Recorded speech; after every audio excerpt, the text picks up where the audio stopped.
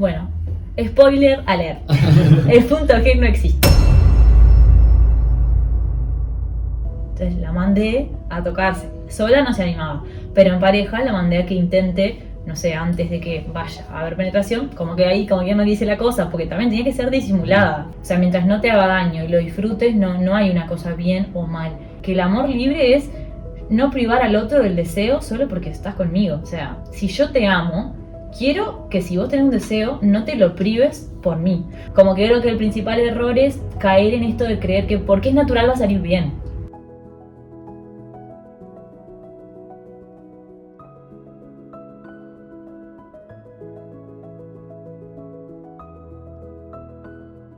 Bueno, Yami, bienvenida. Un placer tenerte acá. Bueno. Para los que no te conocen, ¿quién es Yamila Díaz?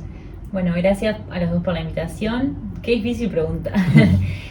Bueno, Yamila Díaz es una mujer apasionada por la educación sexual y por la sexología. Lo fui descubriendo a lo largo de mi camino. Empecé a estudiar medicina y en cuarto año más o menos me di cuenta que fue como un interés académico al principio. Me empezó a interesar un montón esto de los conceptos nuevos que estábamos dando en ginecología, identidad de género, orientación sexual. Yo dije, ay, qué interesante esto. Y ahí empecé como a averiguar que existían cursos, que existía el posgrado en sexología para médicos y psicólogos. Y después dije, quiero hacer esto. Después me metí en un curso de terapia sexual. Ahora estoy haciendo un curso de masculinidades. Eso, me apasiona el tema en realidad y me encanta estudiar también. Y a lo largo de todo este tiempo lo he ido como vinculando también con mi vida, con mi experiencia, que me parece que es lo más rico, meterle emoción a la cosa y que no quede solo como en lo teórico. Y bueno, eso. Y además soy hermana, hija, tía de una sobri preciosa que tengo. Y bueno, de todo un poco más. Qué bueno.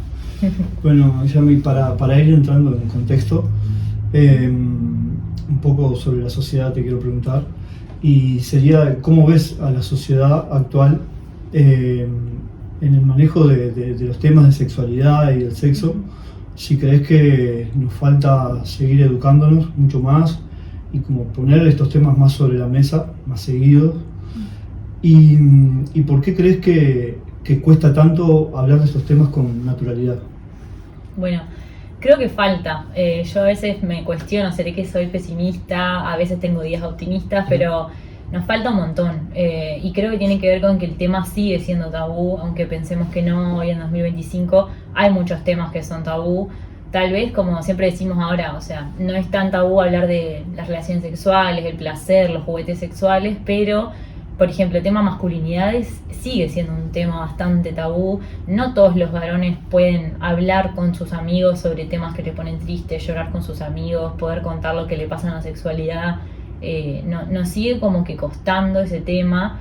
Hay muchas resistencias y hoy en día, frente al avance de muchas cosas, han habido como muchas resistencias en contra de eso, que muchas veces eso puede ser peligroso y es difícil. Obviamente la sexualidad creo que tiene que ver con que es un tema complejo, muy subjetivo también, trae mucha historia, mucho estigma, entonces cuesta como que ponernos todos a la par. Creo que hace falta mucha educación. Obviamente en Uruguay hay educación sexual integral, pero no es tan integral como debería ser. Termina siendo bastante transversal en algunas clases que te toca, gracias a que el instituto o el colegio o el liceo se preocupó de tener a esa profe, pero no está llegando como a todos los sectores sociales ni a todas las partes. Entonces creo que todavía nos falta. Creo que ahí es fundamental diferenciar sexualidad y sexo. Sí, que creo que está bueno aclarar esa diferencia, que mucha gente capaz que no la tiene muy clara. Sí, eso es súper importante porque la educación sexual integral, la palabra educación la conocemos, integral también, pero sexualidad es la que cuesta más. Solemos asociar sexualidad a sexo, a relaciones sexuales, y en realidad sexualidad es un aspecto inherente al ser humano, que solo por el hecho de ya nacer humanos y no perros tenemos sexualidad. Es algo que no podemos escapar de ella porque tenemos cuerpo, tenemos hormonas sexuales, tenemos cuerpos sexuados y expresamos la sexualidad en todo, en cómo nos vestimos, en cómo nos vinculamos, en quién nos gusta, en las hormonas sexuales que nos permitan la pubertad, el desarrollo y el crecimiento, en que tenemos relaciones sexuales, en los métodos anticonceptivos, en cómo nos vinculamos con las infecciones de transmisión sexual.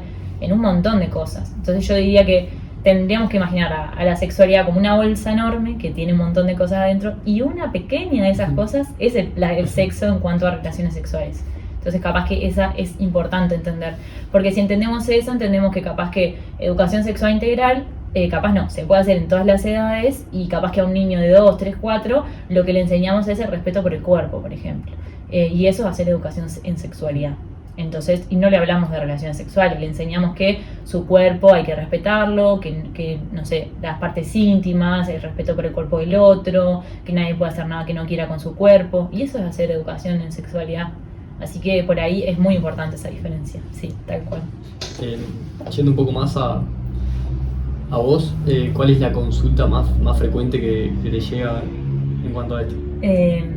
Qué difícil, o sea, temas hay un montón, me consultan, yo trabajo también, o sea, trabajo con adultos, con parejas, pero también con niños y a niñas y adolescentes, entonces a veces la consulta es una familia que quiere, bueno, quiero que le enseñes a mi hijo o a mi hija todo el tema de sexualidad porque en la escuela no tienen y no sé cómo hablarlo, y tal, lo más común es la consulta en sexología, que es, bueno, tengo un problema específico de las relaciones sexuales, y ahí temas hay miles. Pero lo que, o sea, puede ser disfunción eréctil, eyaculación precoz, eyaculación prolongada, bajo deseo sexual, dificultad con la penetración, dolor con la penetración, falta de orgasmo, temas hay un montón.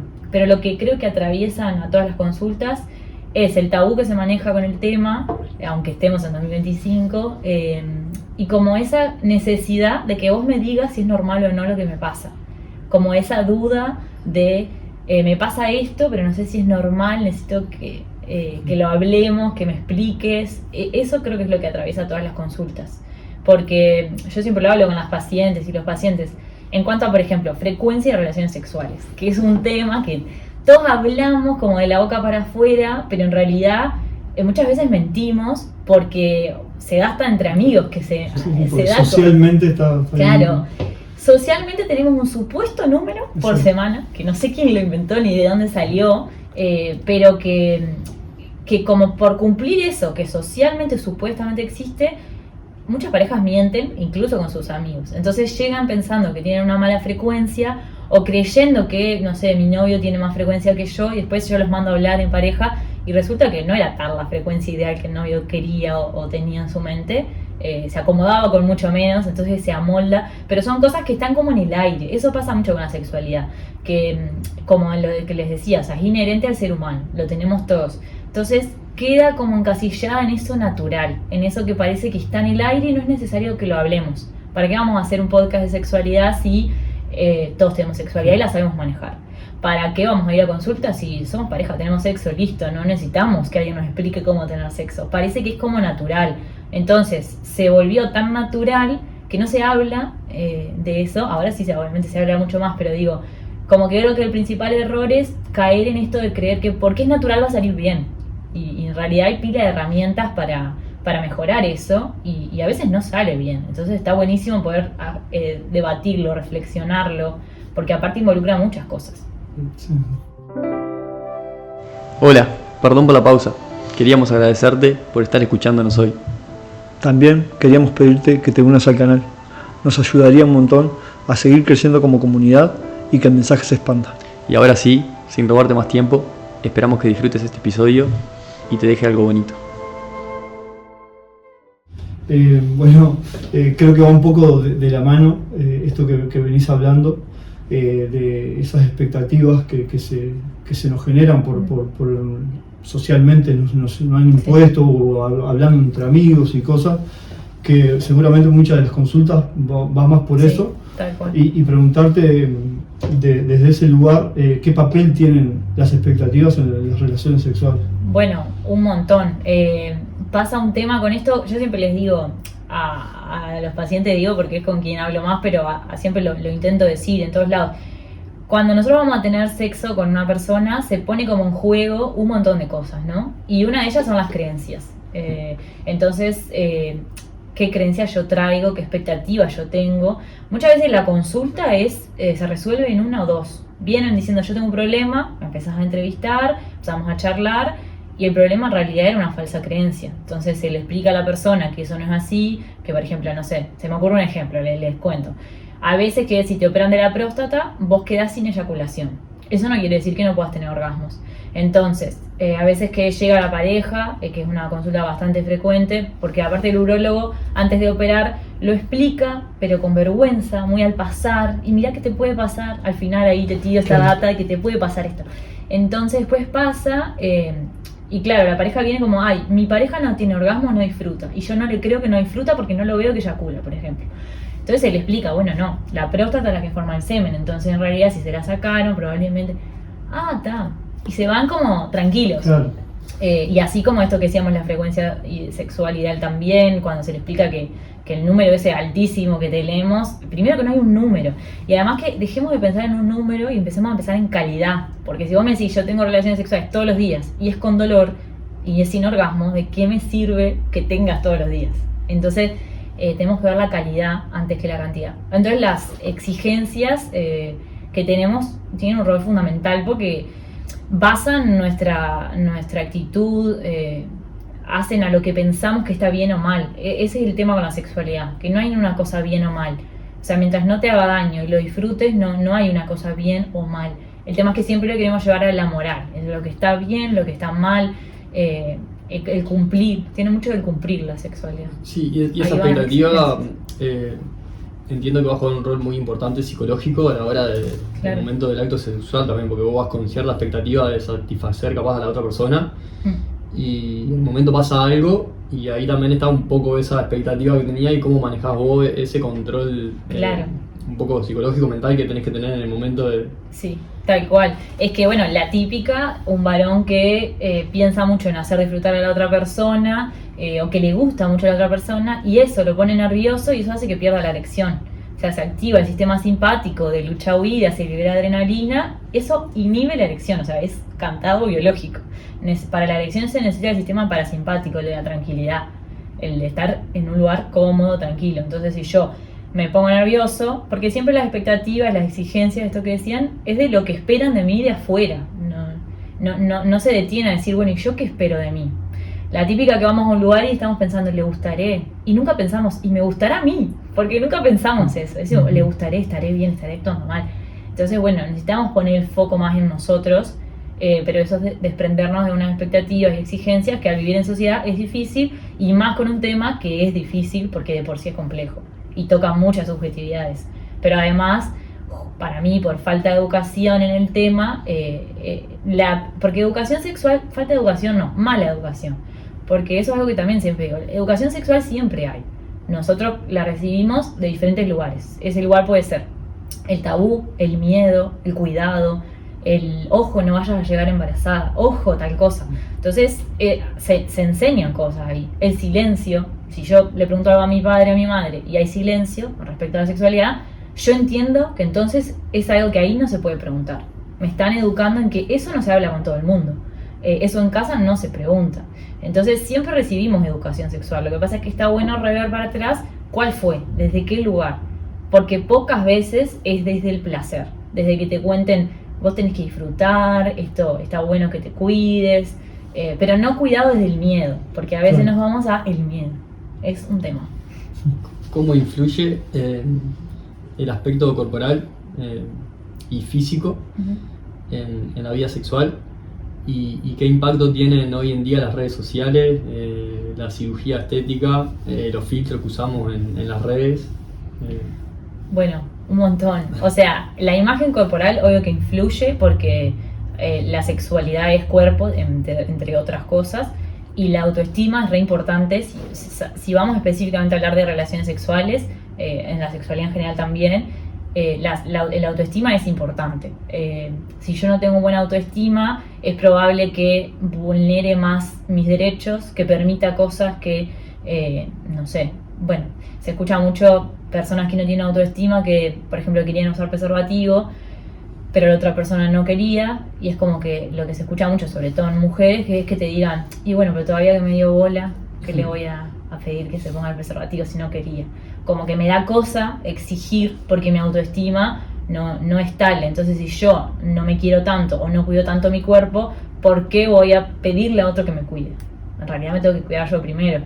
Entonces, en esto que decía de que nunca es solo sexo y hay muchas cartas que se ponen en juego, por así decirlo, a la hora de tener sexo con alguien, lo iremos detallando a lo largo de esto, pero tiro así como los nombres grandes. Una es las creencias, esto que decíamos, qué creo yo de la sexualidad, las exigencias. Otra pata es la autoestima.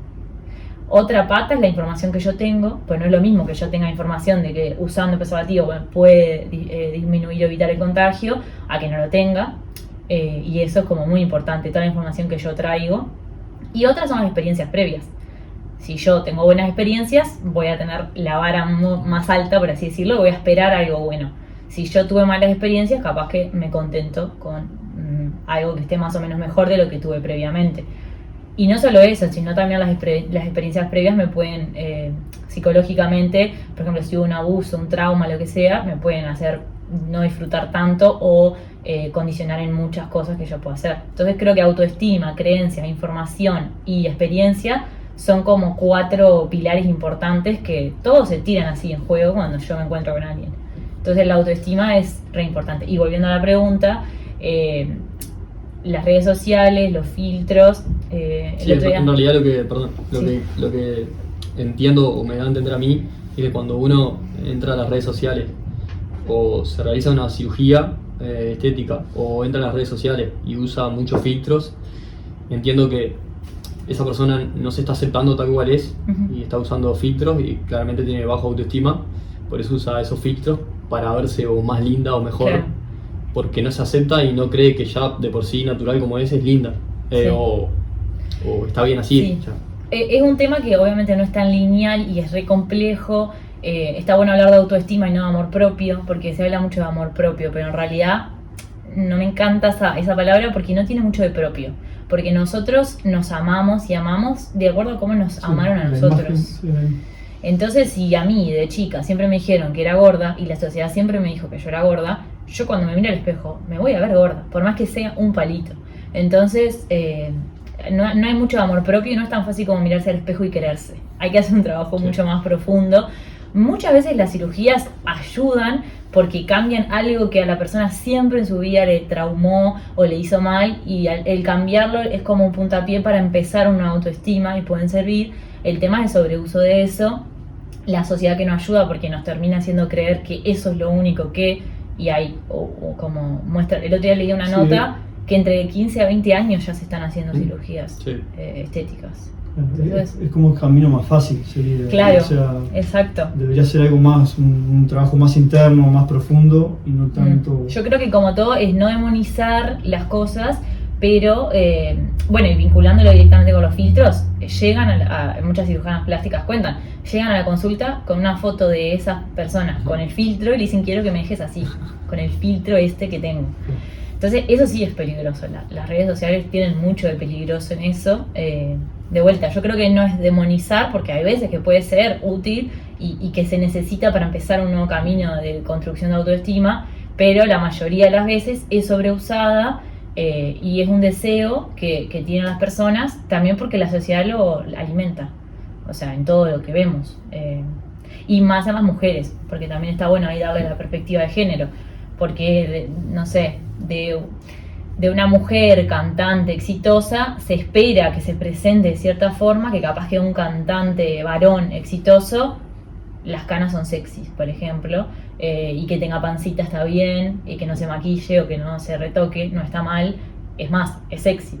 Pero la mujer requiere que baile, que cante, que haga buenas coreos, que su show sea wow, que dé mucho más. Y capaz que el hombre se sienta con la guitarra todo el show, está perfecto, es un crack. Entonces también darle la vuelta ahí a la perspectiva de género y todas las presiones que existen un poquito más en el género mujer o femenino también es una realidad, me parece. Creo que un poco la contestaste igual la pregunta que viene ahora, pero... Adelante. Pero sería, ¿por qué crees que nos cuesta tanto mostrarnos tal cual somos y aceptarnos? Ah, qué buena pregunta esta, muy profunda. Es profunda. Porque tiene que ver con la sexualidad y con muchas cosas más también. Creo que porque hoy en día tal vez esté más de moda lo auténtico y está bueno, pero sigue habiendo una creencia social de lo que debería ser. Entonces, claro, si lo llevo por lo menos a mi campo, si en la sexualidad sigue habiendo una creencia sexual de que esto es normal y que tener sexo o expresar tu sexualidad de esta otra forma es lo que está por fuera de lo normal, es obviamente que van a haber personas que no se animen a mostrarse tal cual son. Porque yo, por ejemplo, no sé, vamos a poner un ejemplo, un varón gay, homosexual, perfecto, que se exprese tal cual es, pero en realidad la mayoría de las personas en esta sociedad le va a tirar palo por expresarse tal cual es. Entonces, yo siempre les digo en las charlas a las familias, si las personas homosexuales pudieran elegir si ser o no, creo que elegirían no serlo, porque con lo discriminadas que son, digo, como para que entendamos que es un sentimiento, es algo que me gusta, es un gusto, es como con la comida, yo siempre lo explico así. El tema es que vivimos en una sociedad donde existe la heteronorma, que es un concepto, un constructo social en el que entendemos todos que es inconsciente, es imperceptible, pero está. ¿Qué es lo normal o lo que se espera de alguien? Que sea heterosexual, eso es la heteronorma.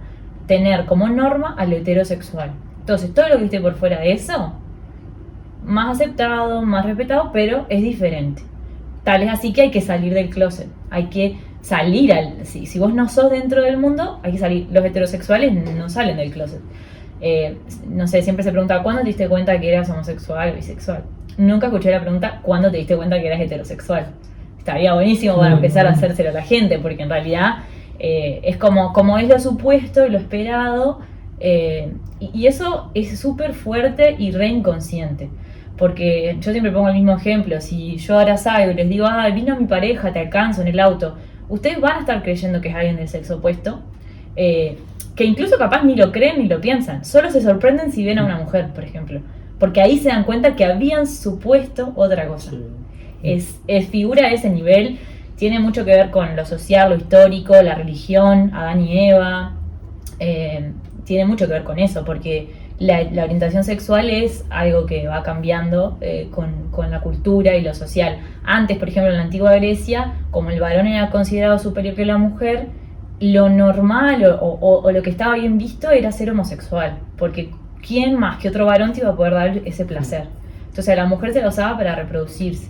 Eso después fue cambiando con otras religiones, otras creencias, otros cambios culturales, y hoy en día se está visibilizando otras cosas, pero todavía se escucha esto de salir del closet, tener que avisar, no, él es homosexual pero yo lo respeto. ¿Y quién soy yo, heterosexual, para respetar a otra persona? Pero eso se escucha. El órgano sexual más importante es el cerebro, tenemos entendido. Me encanta, sí, tal cual. ¿Cómo podemos entrenar a para que juegue a nuestro favor y disfrutar más? Esa trampa la hago siempre en las charlas, que les pregunto cuál es, por ejemplo, una clase de orgasmo femenino, y les pregunto cuál es el órgano más importante, y todas dicen el clítoris, pero en realidad les pongo una foto del cerebro, porque es tal cual, es el cerebro, porque sin cerebro no hay nada, o sea, todo empieza ahí, todo pasa por ahí. ¿Cómo entrenarlo? Creo que con mucha información. Creo que vuelvo a estos 4 pilares porque realmente son importantes. O sea, tengo que tener la información bien, desde ese lugar que decíamos del placer, desde conocer, desde la información de conocer qué es bueno, qué no, en cuanto a mi cuidado, me refiero, no en cuanto a la moral.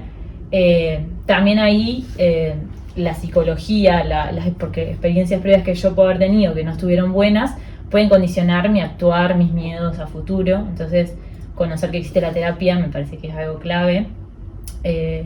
Pero para mí que es mucho de conversar y tener estos espacios. Porque también, a veces capaz que si tenemos clases de educación sexual termina siendo todo igual en un nivel académico. Entonces, tener estos espacios acá entre amigos, de poder repensarnos, decir, che, ¿sabes que a mí me pasa esto? No sé, vos, ¿qué te parece?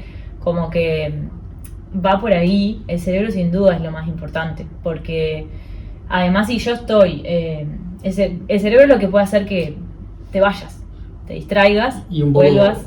Sí, un poco eso es lo que decíamos hoy también, en cuanto a las expectativas, cuando en el momento ahí, creo que la cabeza juega un rol muy importante bueno, eso, estoy en el momento del acto sexual, se me bajó la erección, y ahí, podés estar bien fuerte de cabeza, digamos, y volver a tener esa erección para poder llegar al acto sexual, o claramente podés arrancar con inseguridad, esto, lo otro, y no pudiste más levantarla, digamos, en todo el momento y te quedaste sin...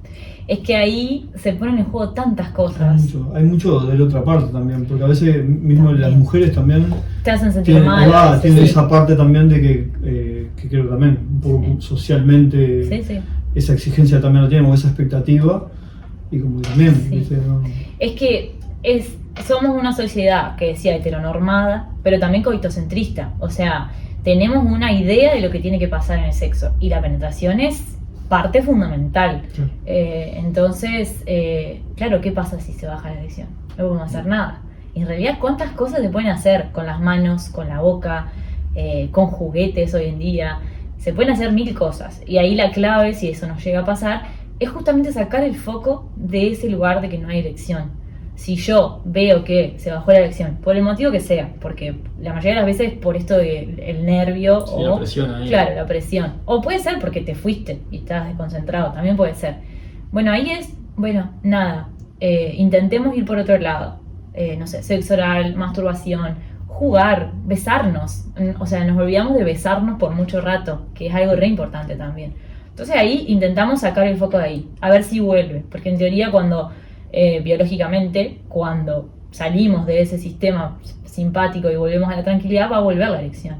Puede pasar que no, y bueno, es saber decir, bueno, dejemos por acá, no todo tiene que terminar en penetración, en orgasmo, pero eso requiere desarmar la idea que tenemos de tener sexo en nuestra mente. Y por otro lado, todo lo que toca a, no sé, pensando en una mujer y un varón, que capaz que es lo que en nuestra mente estamos pensando, todo lo que le toca al varón, porque el no tener la erección no es que, bueno, ya fue, va a venir. O sea, te cuestiona tu masculinidad.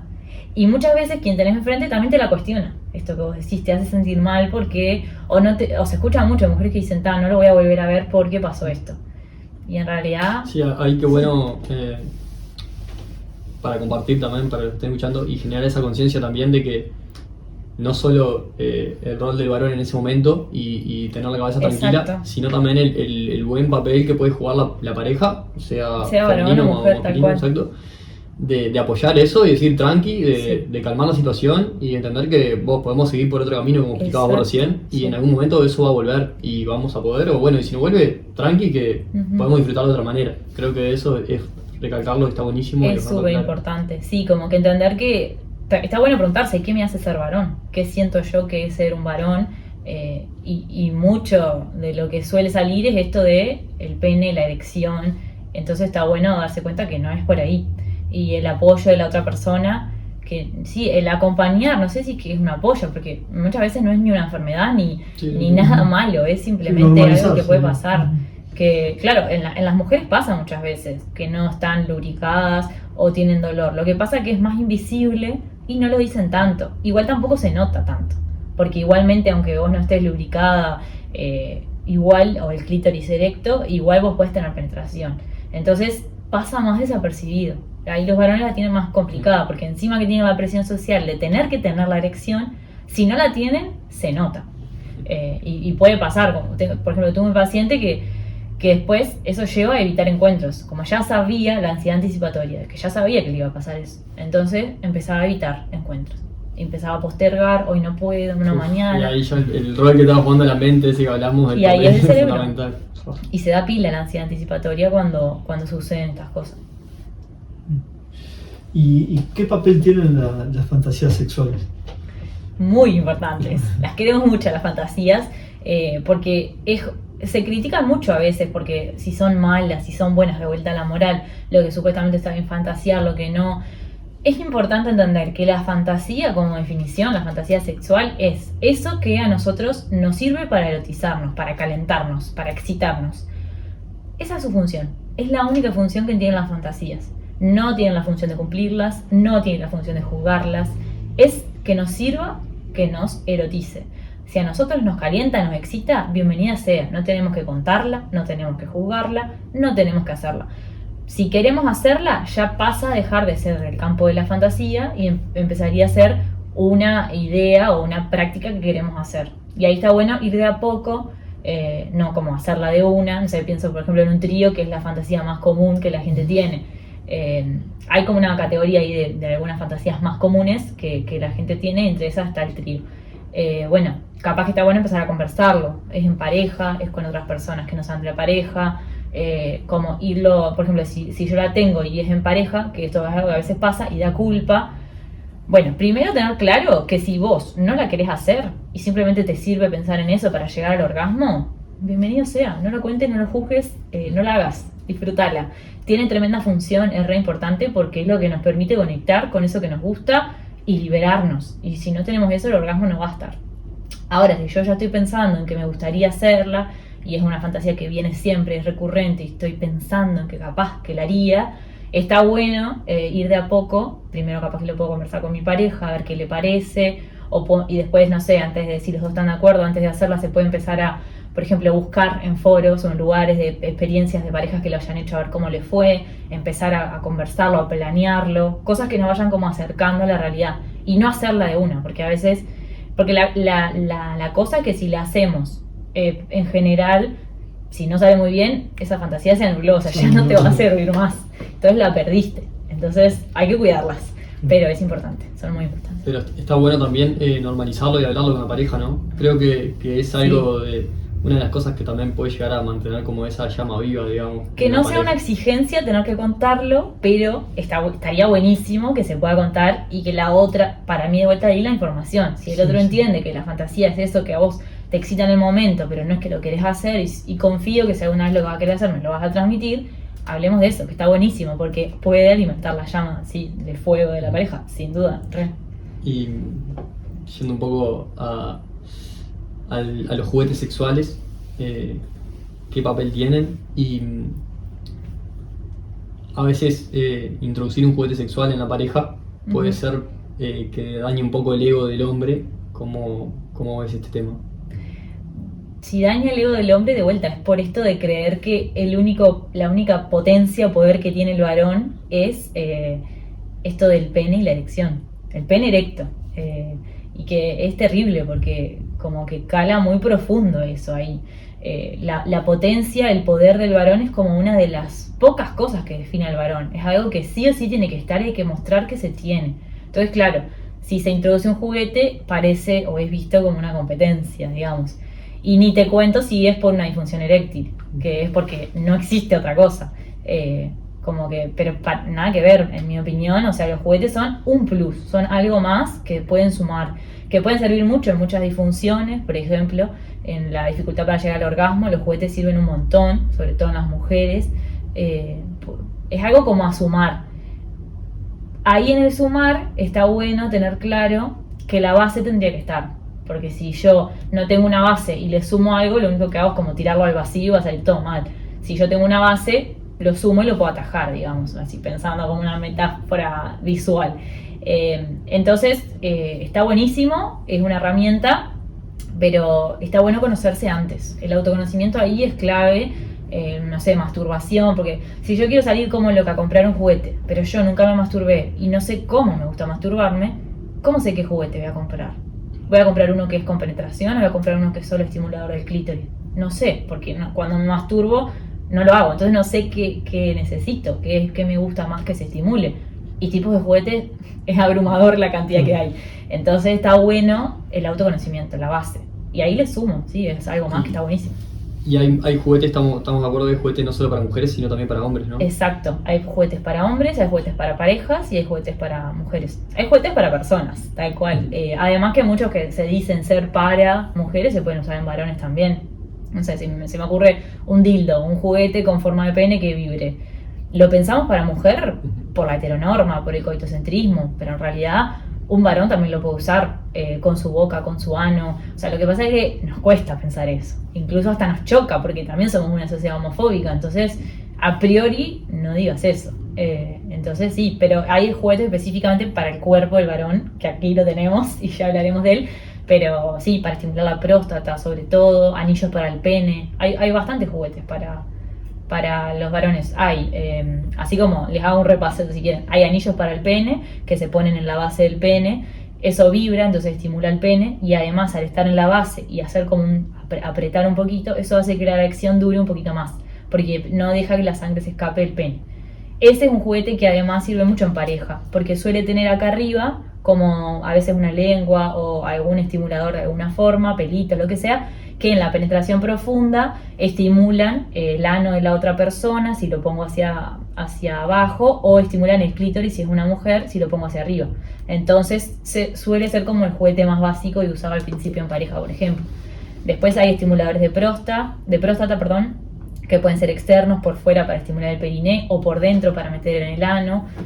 Hay fundas para pene, para masturbarse, que hay de todos tipos. Está el huevito, que capaz que es el más conocido, que es como una funda, que suele ser como con rugosidad dentro.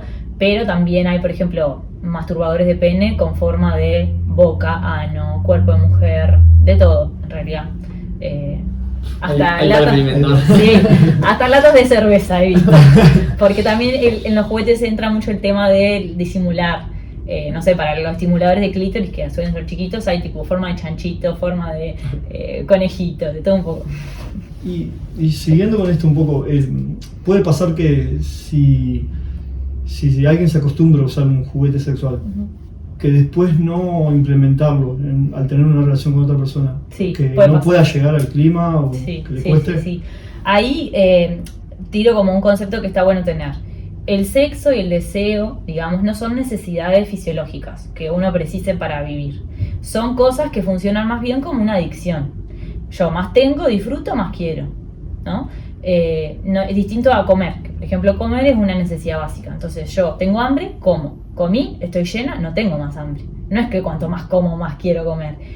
Eso no funciona así en el sexo. Muchas personas, yo siempre tiro la pregunta, y mucha gente a veces hoy en día te dice incluso que cree que el sexo es una necesidad. No es una necesidad. Nadie se murió por no tener sexo en la vida.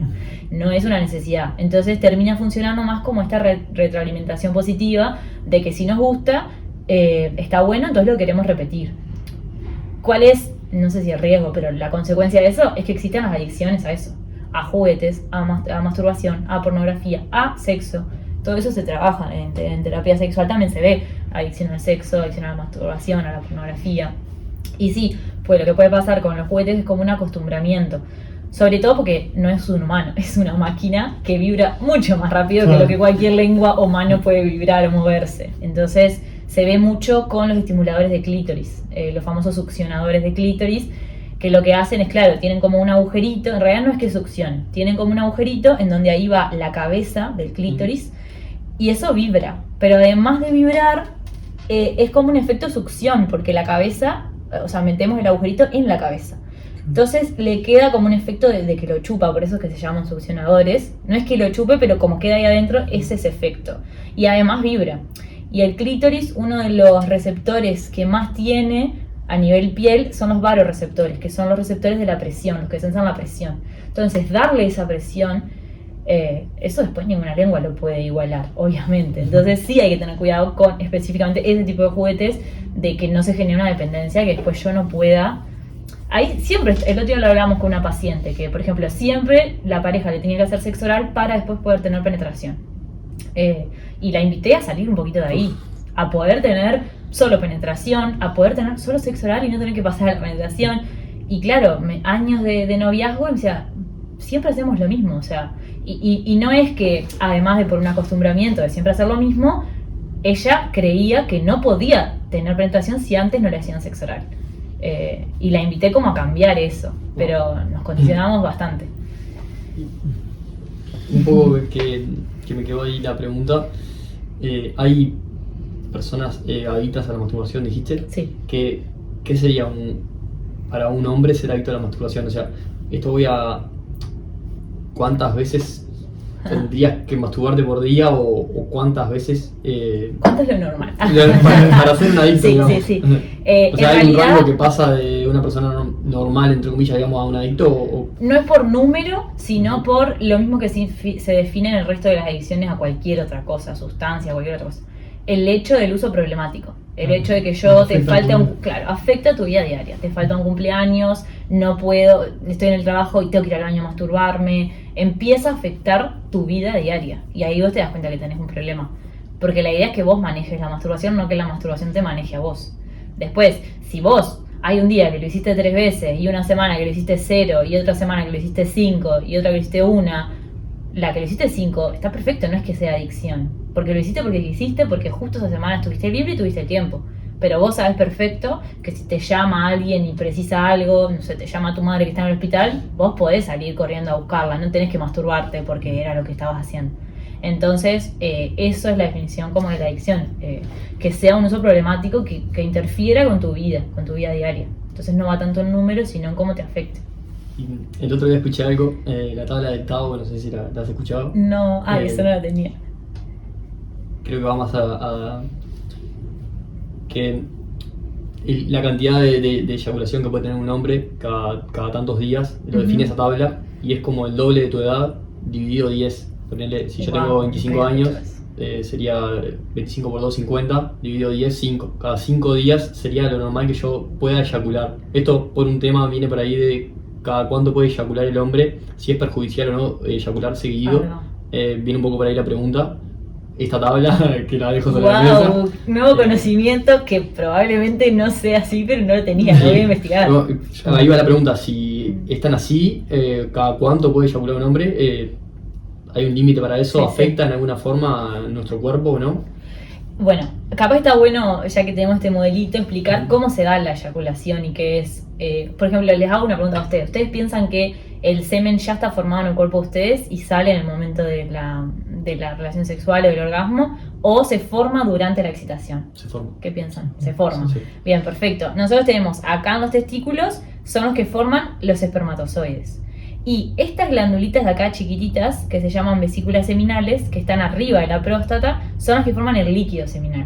Entonces, semen es igual al líquido seminal más espermatozoides.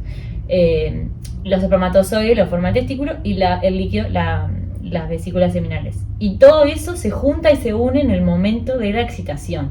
Entonces, no sé, imagínate, te pensás a besar con alguien, empieza la erección, que es el primer proceso, se empieza a parar el pene porque se llena de sangre, y mientras los espermatozoides empiezan como a liberar a este cañito, los testículos empiezan a liberar los espermatozoides, van subiendo, porque todo este cañito se va contrayendo, los va subiendo, y desemboca justito acá, que ven que esta es la próstata, que está abajo de la vejiga, próstata, pene, testículos, conducto para espermatozoides, o conducto deferente también se llama.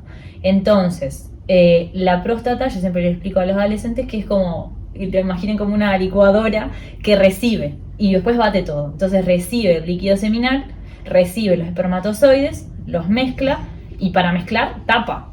Como la tapamos la batidora, la licuadora, tapa sus puertas. Entonces tapa la puertita de acá arriba para que orina no se mezcle con semen y tapa la puertita de acá abajo. ¿Para qué? Para que cuando la abra, para que se mezcle bien todo y para que cuando la abra salga con fuerza. Se estudió a cuántos kilómetros por hora sale el primer chorro de semen antes de estudiar el clítoris. A ese nivel de machismo estamos. Y se vio que en un varón joven sano con una buena próstata, a 50 kilómetros por hora sale el primer chorro de semen. Solo el primer chorro. Después el semen sale en chorros y sale como después queda como un goteo. No es que sale todo de una, sino como que sale un primer chorro y después empieza a salir así. Entonces ese primer chorro en un varón joven sano sale a eso. Y eso tiene un sentido biológico reproductivo de que llegue más lejos para poder embarazar, si lo queremos pensar así como biológicamente. Antes de que salga el semen hay otra cosa reproductiva biológica que está interesante, que es el líquido preseminal, que capaz que han escuchado, sí. Que es como ese líquido que sale antes de que salga el semen, que en vez de ser blanco como el semen es transparente y en vez de salir como a chorro sale como un goteo y serán 1 o 2 gotitas. Eso lo da estas glandulitas de acá atrás, que se llaman glándulas de Cooper o bulbouretrales, que son las que generan y enseguida ven que lo larga derecho a la uretra, a la parte del pene por donde va a salir. Y eso tiene también un sentido de barrer. Yo siempre le digo que imaginen como si fuese una calle de otoño que está llena de hojas, entonces pasa el barrendero para que cuando venga, no sé, el desfile, puedan pasar bien. Entonces eso es lo que va a hacer el líquido preseminal. Tiene 2 funciones. Una es barrer, como para que salga y cuando pase el semen pueda salir con fuerza y se deslice rápido. Y la otra es aportar un medio básico, porque la orina, ¿vieron tipo pH ácido básico? La orina es ácida, tiene un pH más o menos de 5. Entonces, el semen tiene un pH de 9, es básico, es alcalino. Entonces, si se mezcla ahí con lo ácido, pueden morirse algunos espermatozoides y de vuelta a la función reproductiva o biológica que prima. Entonces, esto como que no solo barre físicamente, sino químicamente con esa acidez de la orina para que salga bien. Bueno, entonces ahora que ya entendimos cómo es la eyaculación, se da en el proceso. ¿Qué es lo que pasa cuando el varón eyacula? Indefectiblemente el pene se va a bajar, porque la erección se pierde. El varón tiene como ese periodo refractario absoluto en el que después de tener una eyaculación, el pene en general se baja. Entonces necesitamos un tiempito para que vuelva a pararse, para que vuelva a generarse un nuevo semen y vuelva a salir. Eso es algo que pasa. Eso es lo que dice la biología. Vieron que después hay cuerpos y cuerpos, y todos los cuerpos funcionan diferente. Capaz que hay algún varón que dice que eyacula y la erección sigue, pero en general no es lo que pasa. Entonces, hoy en día también se habla de los varones multiorgasmo, que son aquellos varones en realidad que han aprendido a tener un orgasmo sin eyacular. Y entonces, como no pierden la erección, pueden seguir teniendo orgasmos, porque no la pierden. Pero bueno, en cuanto a cuánto es sano y no, vieron que la próstata suele enfermarse muchas veces y es común el cáncer de próstata. Entonces, un factor protector que te cuida y te previene del cáncer de próstata es la eyaculación, porque vos le haces trabajar a la próstata y eso es bueno para. Entonces, nadie se va a morir por no masturbarse o no eyacular o no tener sexo por cáncer de próstata. O sea, es simplemente un factor protector, algo que vos podés hacer que es positivo, que te va a ayudar. Y en cuanto al número, no es que haya un número, va a depender de la capacidad de formar el semen del cuerpo de ese hombre. Obviamente que en un momento eso se va a saturar y depende mucho también la costumbre de que vos le hagas a tu cuerpo, la costumbre que tengas. La realidad es que el testículo siempre está formando espermatozoides, o sea, como que producto siempre va a haber, por así decirlo, pero obviamente en un momento se va a saturar, porque también, por más que vos tengas todo para liberar el semen, en un momento el pene es sensible y no va a querer más estímulo, entonces va a pasar que se va a saturar la respuesta sexual, y eso es algo que va a pasar y está bien que pase. Entonces no es que haya un número de lo normal que sea eyacular o no. Habrán varones que si se estimulan pueden eyacular 2 veces seguidas, habrán varones que no, habrán varones que pueden todos los días, habrán varones que necesitan 2 días. Yo no conozco que haya un número ideal, digamos. Sí, eso o de descanso, digamos. Claro, no lo tenía así, la verdad. Bien. Bueno, y yendo un poco ahora a las relaciones, ¿cuáles son las fases o etapas que atraviesan las parejas en el amor? Bueno, eso está bueno, que es bastante hablado. Siempre se dice que cuando dos personas se empiezan a conocer, está la etapa del enamoramiento primero, después la del desamor o la desilusión, y después viene el amor. Por eso yo he escuchado a Rolón, que me gusta siempre, que dice que no existe el amor a primera vista. Capaz que existe el enamoramiento a primera vista, pero no el amor. Entonces las etapas serían esas: enamoramiento, desilusión y amor. El enamoramiento es la idealización pura, las hormonas a tope, donde todo el otro, y no es solo el otro, nos idealizamos a nosotros también. O sea, exageramos todo lo que hacemos, nos arreglamos por mucho más, nos vendemos bien. Y ahí está bueno porque es un punto alto de la autoestima, digamos, que podés tener poca autoestima y en la parte del enamoramiento venderte bárbaro. Por eso no está tampoco directamente vinculado. Pero eso, el enamoramiento son hormonas a full, una nube en la que vemos todo precioso. Entonces, por más que nos digan algo malo el otro, nosotros lo vamos a ver perfecto, es lo más, sí, es un genio, ¿no? Idealización pura. Al otro, a nosotros y a la pareja, al futuro de esa pareja. Después, en algún momento, como somos humanos, viene la desilusión o el desenamoramiento, que es desenamoramiento, no desamor. Se rompe. Algo pasa que me doy cuenta que todo eso que yo creía no es tanto. Hay algo que no está tan bueno, algo que no era como yo pensaba, y es sano que pase eso, está perfecto, porque somos humanos. Es insostenible esa imagen. Sí, acá hablar realmente como de los defectos que tiene esa persona, no es como tenemos todos, ¿no? Eso, obviamente. Y que existe, porque... Como el dicho, escoba no barre bien, claro, no falla.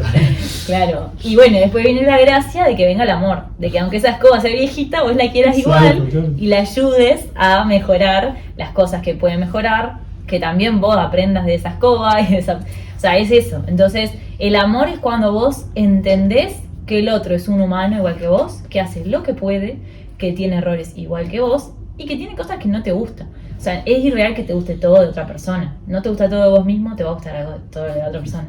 No existe. Entonces, como es aceptar al otro tal cual es, que es difícil, y que eso no implica no poder evolucionar o mejorar como persona y como pareja. Pero no puedo quedarme en un vínculo pensando que va a cambiar, porque ahí sigo en el enamoramiento, en la primera etapa. Yo tengo que aceptar cómo es, me quedo igual, si lo cambiara sería mejor para mí, ponele, y podemos ver si se puede o no. Pero eso no es condicionante para que yo me vaya o me quede, porque si no, no va a funcionar. Entonces el amor es complejo. Y otra cosa que me gustaría decir, ya que estamos hablando de amor, que no me parece súper peligroso cuando se escucha esto del amor incondicional. Porque en realidad amor incondicional sería amor sin condiciones. Y el amor tiene condiciones, tiene límites. No es que yo me voy a quedar y te voy a amar siempre aunque vos me pegues, me maltrates y me humilles. Es el límite sano que hay que tener siempre. Exacto. El amor tiene límites. Y el amor no todo lo puede. Muchas veces hay parejas que se aman, bárbaro, pero que no pueden estar juntas por un montón de otras cosas. Ahí está bueno traer una idea de la pareja como una mesa de 4 patas, en donde una pata es la atracción sexual, otra pata es la amistad, esto de ser compinches, de disfrutar juntos, de que me sume que estés al lado mío, la admiración, que no es el idolatrar o idealizar, sino te admiro, porque a pesar de todos los defectos que vos tenés y todo lo que has luchado, me encanta lo que haces, amo lo que sos.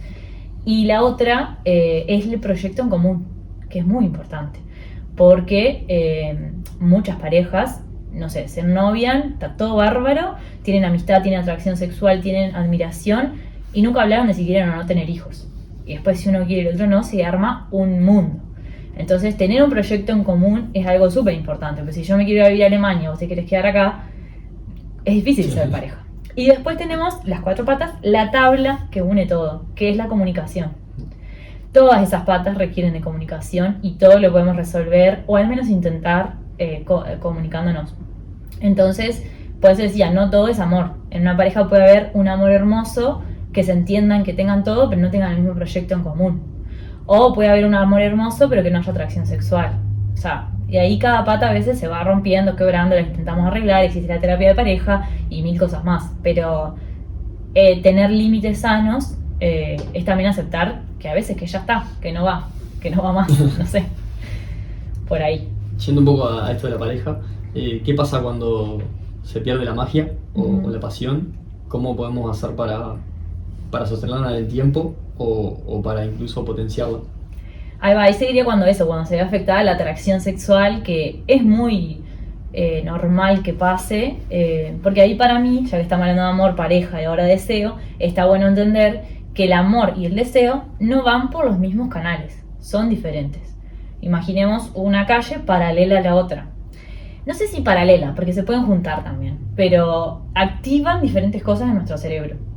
Entonces yo puedo amar un montón a alguien y no tenerle deseo, y puedo tenerle un montón de deseo a alguien y no amarlo.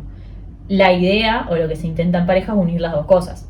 El tema es ahí, dicho esto, que está bueno tenerlo claro, que solo conocemos un tipo de deseo sexual, que es el que figura en nuestra mente con esto de la naturaleza, lo que es natural, y lo que vemos todo el tiempo, en películas, en series, en todos lados.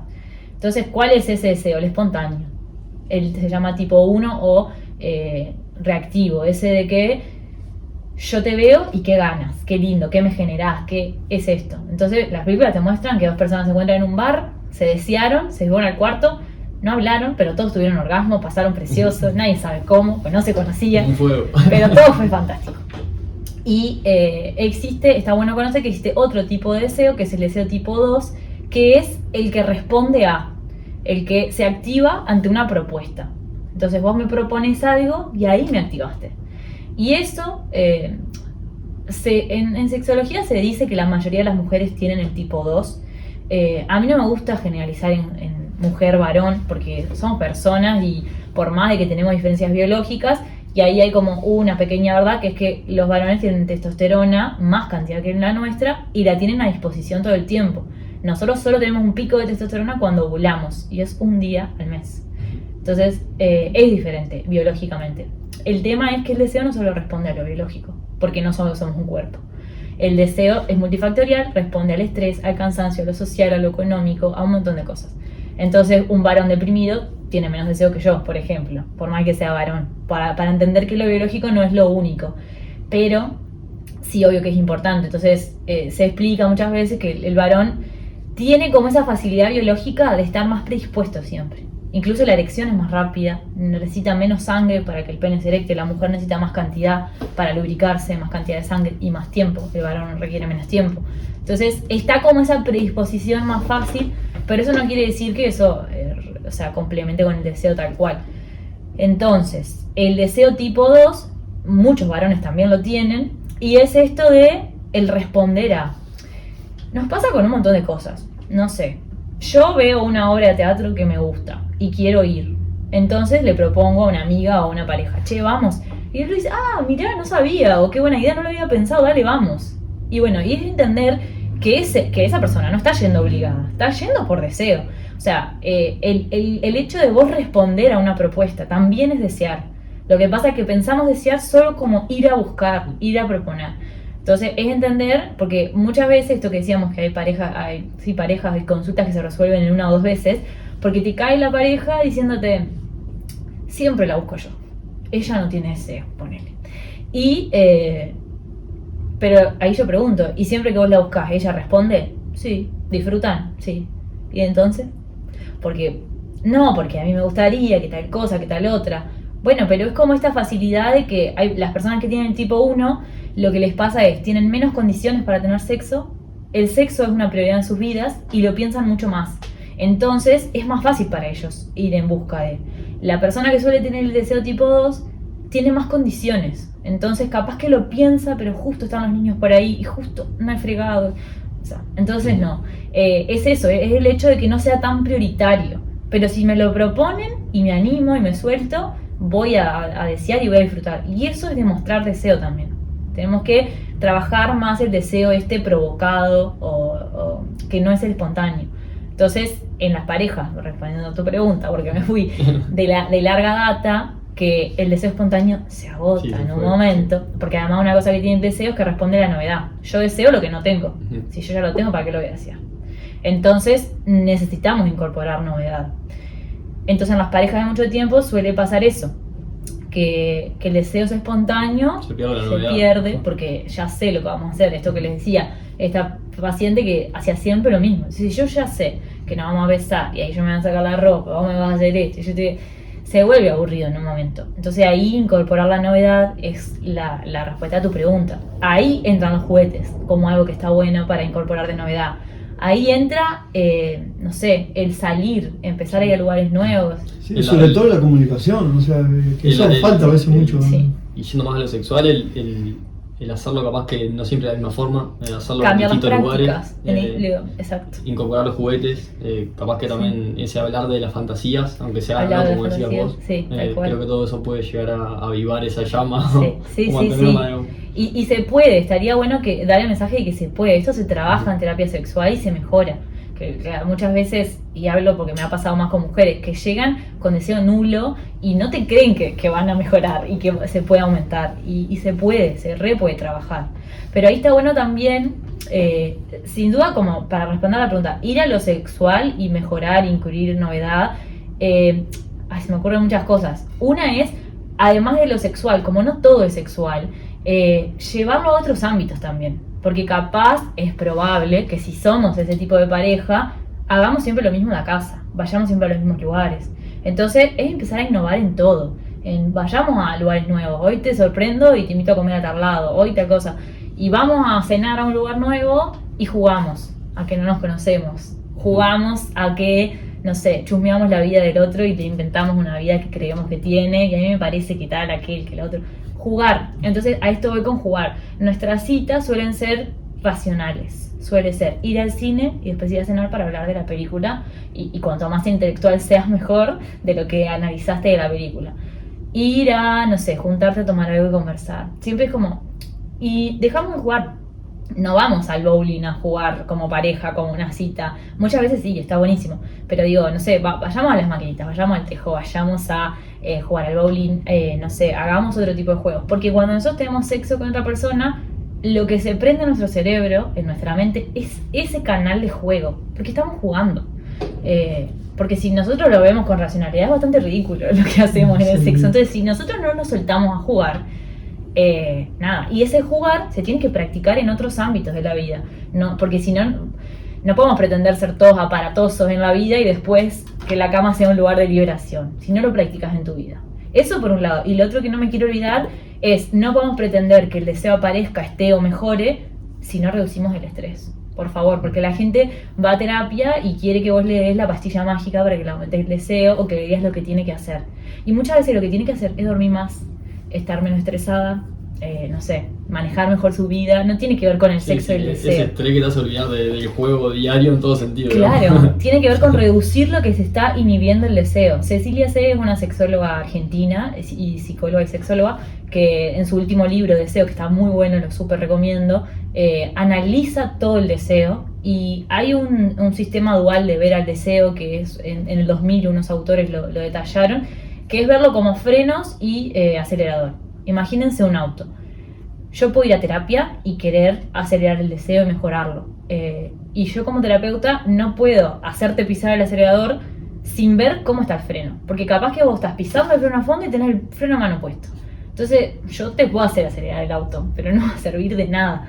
Entonces es re importante trabajar los factores inhibitorios del deseo, que muchas veces son profundos, digamos llevando la metáfora del freno de mano, que puede ser un abuso o cosas más profundas, el autoestima, la imagen corporal, y muchas veces el estrés diario, cómo manejo las situaciones. Entonces, nada, es el pedal, pero necesitamos también ver los frenos, porque nos enfocamos mucho en dar estimular, hacemos cosas nuevas, no sé qué, y capaz no funciona. Y sí, porque ese día, en esa semana, en ese mes nos dedicamos a hacer algo nuevo, pero después vivimos una vida a lo loco, entonces así tampoco. El nombre de su podcast me parece muy acertado para eso. ¿Y qué pasa con las infidelidades? ¿Por qué suceden? Y tal vez un poco por esa búsqueda que vos mencionabas ahora y no haberlo encontrado en la pareja. O sea, ¿qué es lo que buscamos fuera de la pareja que no lo estamos teniendo? Para mí, buscamos lo mismo, pero no nos animamos a plantearlo en la pareja. En realidad es mucho más fácil salir por fuera a buscar esa novedad que sentarte con tu pareja y decirle, vos sabés que no me estás excitando o no me estoy calentando, pero quiero construirlo juntos. Es mucho más difícil, porque es la tabla de la mesa, la comunicación. Entonces, ¿qué es más fácil? Ir por fuera. Después genera sentimientos de culpa, a veces sí, a veces no, pero en el momento es lo más fácil. Y solemos creerlo rápido. Y ese es el tema. Y también pasa para mí, ahí tengo como muchas cosas para decir. Para mí la infidelidad, ¿qué es la infidelidad? Estaría bueno preguntarnos. Porque solemos pensar como que es tener sexo por fuera de la pareja. En realidad para mí es romper el contrato que vos armaste con tu pareja. ¿Cuál es el primer problema? Que la mayoría de las parejas no arman contrato. Yo te gusto, vos me gustás, ¿querés ser mi novia? Sí, dale, de más. ¿Qué es ser novios? ¿Quién dijo que ser novios es tener sexo solo en la pareja? ¿Quién dijo que? Entonces, eso también, como tenemos un modelo, esto que decíamos hoy de que se respira en el aire la sexualidad. Entonces, seamos novios, está, sí, o sea, tengo una vida, fui adolescente, fui niña, soy adulta, sé lo que es ser novio, dale, seamos novios. Pero nadie se sienta a decir, che, seamos novios, pero mira, a mí me parece esto, no quiero convivir, quiero convivir. Quiero tener hijos, no quiero tener hijos. Para mí el sexo es re importante, entonces no quisiera tener sexo solo contigo. Siento que no lo voy a poder manejar. O capaz sí, pero no. Pero abremos la puerta a que lo podamos conversar a lo largo de los años porque puede ir cambiando. Naturalizar que puede cambiar eso. Hay que tener una claridad ahí que es difícil, me parece. Difícil. O sea, porque justamente esa etapa de enamoramiento y toda esa perfección que se tiene, plantear ahí eso que capaz que no lo tenés, claro, no tenés, exacto. No sé si me entiendes lo que quiero oír, pero te entendí y lo pensé. Está bueno sí tener esa conciencia y esa apertura de poder expresarlo. Yo capaz con esta obra lo tengo más claro y podría plantearlo mucho más fácil, pero viví experiencias anteriores que se me hubiesen hecho esas emisiones. Sobre todo, vos decías eso y yo sabés que lo que pensé, que se me vino esa imagen visual de que el enamoramiento te pone un poco rígido, porque en realidad vos querés tanto mostrar eso perfecto que en realidad te encerrás a una sola cosa, a una sola opción, y en esa etapa mostrar o expresar eso que querés es difícil. Entonces después, no sé, se me ocurría eso, que el amor, sí, en esa etapa tercera del amor, ahí sí es más fácil ser sincero y decir, mira, a mí me pasa esto, me pasa lo otro. Muchas personas que practican el amor libre o las relaciones abiertas, lo que entienden es que el amor libre, como tienen claro que deseo y amor son cosas diferentes, su concepción, que la verdad que adhiero bastante, es poder entender que el amor libre es no privar al otro del deseo solo porque estás conmigo. O sea, si yo te amo, quiero que si vos tenés un deseo, no te lo prives por mí. Hablando de deseo sexual, no es que no te vas a privar de nada, porque tener una pareja también es tener límites. O sea, si no, todo vínculo tiene un límite. No es que las parejas abiertas son un viva la pepa que podemos hacer lo que querramos. Establecen sus límites. Para mí, por eso, lo más interesante de las parejas abiertas, de las no monogamias, sea poliamor, pareja abierta, anarquía, relacionar, lo que vos quieras, es que se sientan a hacer un contrato. Y se sientan a decir, bueno, si vos vas a tener sexo con otras personas, me gustaría que no fuera de mi entorno, me gustaría que no me lo cuentes o me lo cuentes, me gustaría que no pase en nuestra casa. Se sientan a decir verdades que pocas personas dicen. Sí. Y eso es lo interesante para mí.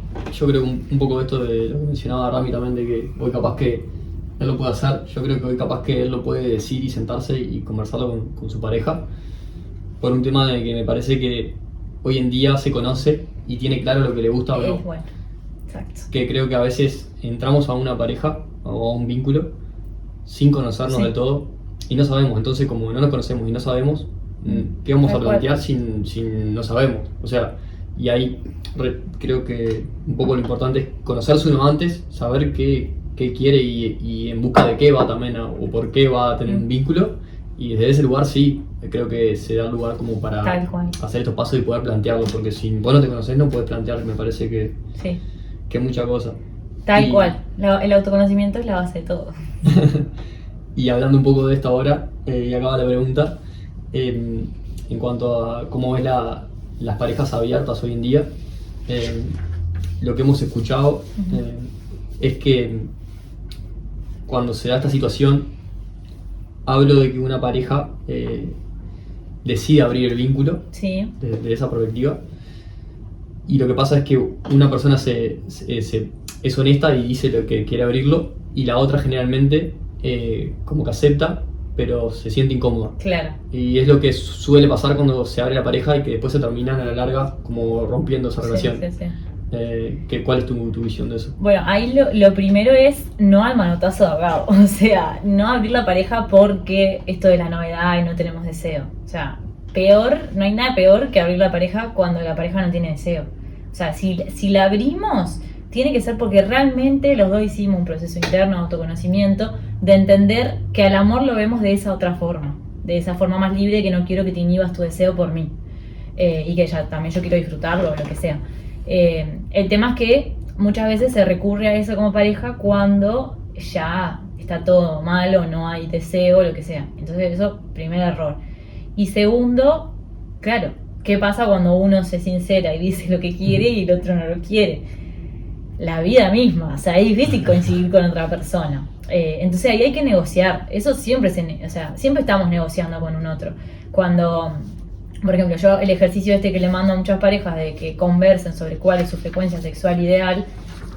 Frecuencia sexual ideal tuya es tuya y va cambiando con tu tiempo, con tus cosas. Imposible que tu pareja tenga la misma, es muy difícil. Entonces ahí vamos a negociar. Bueno, si vos me decís 3 veces por semana y yo te digo una, esas 2, ¿qué más vas a hacer? ¿Te vas a masturbar? ¿Vamos a abrir la pareja? Es negociarlo, digamos. Pero parte de la base de aceptar que uno quiere y el otro no. Cuando el otro lo termina haciendo, porque si no pierde a la pareja, y después la va a terminar perdiendo. De todas formas, me parece. Porque en realidad ya perdió él, porque no se priorizó él. Entonces ahí perdió, en ese momento ya perdió. Y ahora vamos a pasar tenemos un par de preguntas que hicieron miembros de la comunidad. Me encanta. Y que querían hablar también, ser parte. Buenísimo. Hola chicos, hola Yami. Bueno, yo tengo una pregunta respecto al sexo oral y los métodos de barrera. Nada, en realidad la pregunta va por el lado del engorroso. Si uno baja, ¿no? Como allá a beber de la fuente sagrada. Indefectiblemente tenemos que poner una barrera de látex de esas. ¿O hay alguna forma de hackear la Matrix para no contraer ITS? Bueno, me encanta esta pregunta. Me sale acá la médica adentro, me encanta este tema de las infecciones de transmisión sexual. Me encanta que haya dicho ITS y no ETS, porque ya no se dice más enfermedades, se dice infecciones. Y que conozca la barrera de látex, pues en realidad la mayoría de las personas no las conoce. Entonces, partamos de toda esa base. Realidad como biológica. Las infecciones de transmisión sexual se transmiten por las prácticas sexuales, por todas, pero no es diferente, no es igual, quiero decir, es diferente el nivel de riesgo que tiene cada práctica. No sé si eso lo sabían. O sea, no es lo mismo tener sexo oral que sexo vaginal que sexo anal. ¿Se imaginan cuál es la práctica que tiene más riesgo o conocen? Anal, perfecto. Eso es porque el ano tiene una capa muy fina y una sola de piel, entonces es muy fácil que se rompa. En eso que se rompe siempre hay microlesiones, incluso aunque no se vean, hay microlesiones invisibles al ojo humano. Por ahí puede entrar el semen o el fluido vaginal y contagiar una infección, o eso puede sangrar y contagiar a la persona que está penetrando, de hecho. Entonces la práctica anal es la que tiene más riesgo de transmisión de infecciones de transmisión sexual. Es más riesgoso que el anal insertivo, digamos, receptivo, o sea, quiere decir que vos seas penetrada, eso es lo más riesgoso. Y después sigue el anal insertivo, que es vos penetrar. Ese es el primer escalón. Después vamos al escalón medio, que es la vaginal. La penetración vaginal también tiene riesgo porque es muy común también que se lastime sin querer la parte del periné, que es entre la vagina y el ano. Entonces puede pasar, pero la vagina tiene una capa más gruesa, entonces es medio, digamos, el nivel de contagio o de transmisión. Y el sexo oral es bajo, o sea que creo que por eso naturalmente la gente no suele usar métodos de barrera para el sexo oral. Pero que sea bajo no quiere decir que no exista. Entonces perfectamente te podés transmitir y no digo contagiar porque tiene como un cierto componente negativo también, una infección de transmisión sexual por sexo oral. Sea por sexo oral hacia un pene, o por sexo oral hacia un ano, o por sexo oral hacia una vulva. Obviamente el riesgo es bajo, es menos que con la penetración, pero existir existe, entonces lo ideal sería que nos cuidemos. Y el riesgo va aumentando con cositas. Por ejemplo, si yo tengo lastimada la boca, tengo una carie, o sea, no es solo estar en contacto con esa infección, sino que esa infección entre en mi cuerpo. Y que después que entra, que mi cuerpo no se sepa defender por las defensas que yo pueda llegar a tener. Entonces, eso, caries, cortes en la boca, lesiones en la boca, todo eso empeora. Semen en la boca tiene más riesgo. No es lo mismo hacer solo sexo oral, pensando en sexo oral hacia un pene, a que eyaculen en tu boca, a que te tragues el semen. Son todos niveles diferentes que van como empeorando, porque una vez que vos tragas el semen, eso va a tu intestino, y eso indefectiblemente entró a tu cuerpo. Entonces, es como que directamente lo estás metiendo. Entonces, y lo mismo pasa con sexo oral hacia una vulva. O sea, yo estoy en contacto con el fluido vaginal, que también es quien contiene esas bacterias, virus o parásitos de las infecciones de transmisión sexual. Entonces no hay una forma de hackear la Matrix. Lo ideal sería, y la recomendación es usar preservativo, que bueno, la barrera de látex que él nombra tampoco se vende. Ahí entran todas las complejidades. Es complejo el tema porque primero no se vende, entonces lo tenés que crear vos. Tendrías que agarrar un preservativo para pene, el que conocemos, cortarle el capuchón arriba y cortar un lado un anillo. Entonces ahí te queda el preservativo que conocemos, en vez de redondito, estirado. Y vos lo empezás a abrir, es un rectángulo. Y ahí eso lo apoyás sobre la vulva y el ano. Y así se debería chupar una vulva. Y nos parece engorroso, un poco porque tal vez lo es, y otro poco porque no estamos acostumbrados a hacer eso. Y también, entonces ahí erotizar el momento de colocar el preservativo es clave. La comunicación es clave. Y yendo un poco a la pregunta ahí, entiendo que todo esto es como tremendo preparativo, que es lo ideal obviamente, está claro, pero ¿hay alguna forma de sin usar preservativo minimizar los riesgos o tenerlo claro antes de hacer ese sexo oral? Sí, ahí eso. Escalón número 1, si queremos usar, que sería lo ideal, la comunicación, el poder plantearlo desde antes, el poder decir, bueno, nos vamos a encontrar, ¿te parece si yo llego, vos llevás? Después en el momento, tenerlo a mano. Pues si yo tengo que ir hasta allá a buscarlo, también se deserotiza. Y tercero, al momento de ponerlo, también erotizar. El preservativo, por ejemplo, se puede poner con la boca. Entonces eso es una cuestión tipo juego más erótico. Y bueno, y normalizar y naturalizar. Si lo vamos a hacer un campo de látex, jugar, bueno, dale, Art Attack, cortemos acá para allá y erotizar eso. Mi pregunta era más si... Sí. Creo que te entendí, pero quería aclarar eso porque para quien quiere usar me parece importante que tenga técnicas para poder incorporarlas. Y después, quien, no quiere, o en específico para sexo oral, que es lo que pregunta acá la persona, ahí es entender que lo que yo siempre explico a los adolescentes, por lo menos son 5 las cosas que nosotros podemos hacer. Estoy acostumbrada a hacer reel, entonces 5 cosas que podemos hacer para evitar o prevenir o disminuir el riesgo de transmisión de infecciones de transmisión sexual. Una es el uso de barrera, perfecto, pero no es la única, o sea, no es porque yo use preservativo todo el tiempo, todo va a estar bien. La segunda es vacunarme de lo que yo me puedo vacunar de infecciones de transmisión sexual. Existe la vacuna contra la hepatitis B y existe la vacuna contra el HPV. Las dos son libres, se las pueden dar todas las personas. Incluso desde, no sé si 1996 o por ahí, la de la hepatitis B está incluida en la vacuna de los 12 años para todos. Pero quienes nacieron antes, está bueno averiguarla. ¿Tengo o no la tengo? Me la doy. Las personas que somos personal de salud siempre nos la damos al entrar a un hospital porque con cualquier pinchazo, cualquier aguja o contacto de sangre con otra persona te puedes contagiar. Y el HPV también, gracias, por suerte, está incluido en el esquema de vacunación, pero quienes somos más grandes no estaba incluido, entonces se puede dar. Hasta los 26 años es gratis para hombres y mujeres. Me parece importante eso porque el ministerio la compra y la da gratis para hombres y mujeres hasta los 26 inclusive. Después hay que pagarlo. Entonces, preservativo, vacunarme lo que me puedo vacunar. Ir al médico, porque el médico es quien está entrenado para hacerme ciertas preguntas y examen físico que buscan o relevan infecciones. Entonces, si yo voy, no es lo mismo que yo no voy, porque por lo menos me van a hacer ciertas preguntas o me van a revisar. La cuarta, que me parece de las más importantes, es la autoobservación. Si yo estoy acostumbrada a mirarme mis genitales, agarro un espejo y miro por todos lados, yo sé si esa verruga la tuve siempre o no, sé si esa cicatriz siempre la tuve o no. Entonces, eso es re importante, porque si hay lesiones, pero estoy pensando por ejemplo en la sífilis, que sale una llaga primera que a veces no duele. Entonces, si yo no me miro, ni me enteré que la tengo. Entonces, y lo mismo obviamente mirar al otro cuando vas a hacerle sexo oral. Ahí la luz apagada no juega mucho a favor. Entonces, poder mirar al otro también, pero lo más sano y responsable me parece mirarse a uno mismo. Si yo me veo y de repente me encuentro algo que yo no estoy segura que lo tenía antes, bueno, no me voy a exponer a tener sexo con otra persona. Entonces, autoobservación es re importante. Y no solo de los genitales, sino del resto del cuerpo. Muchas infecciones de transmisión sexual se expresan en otra parte del cuerpo.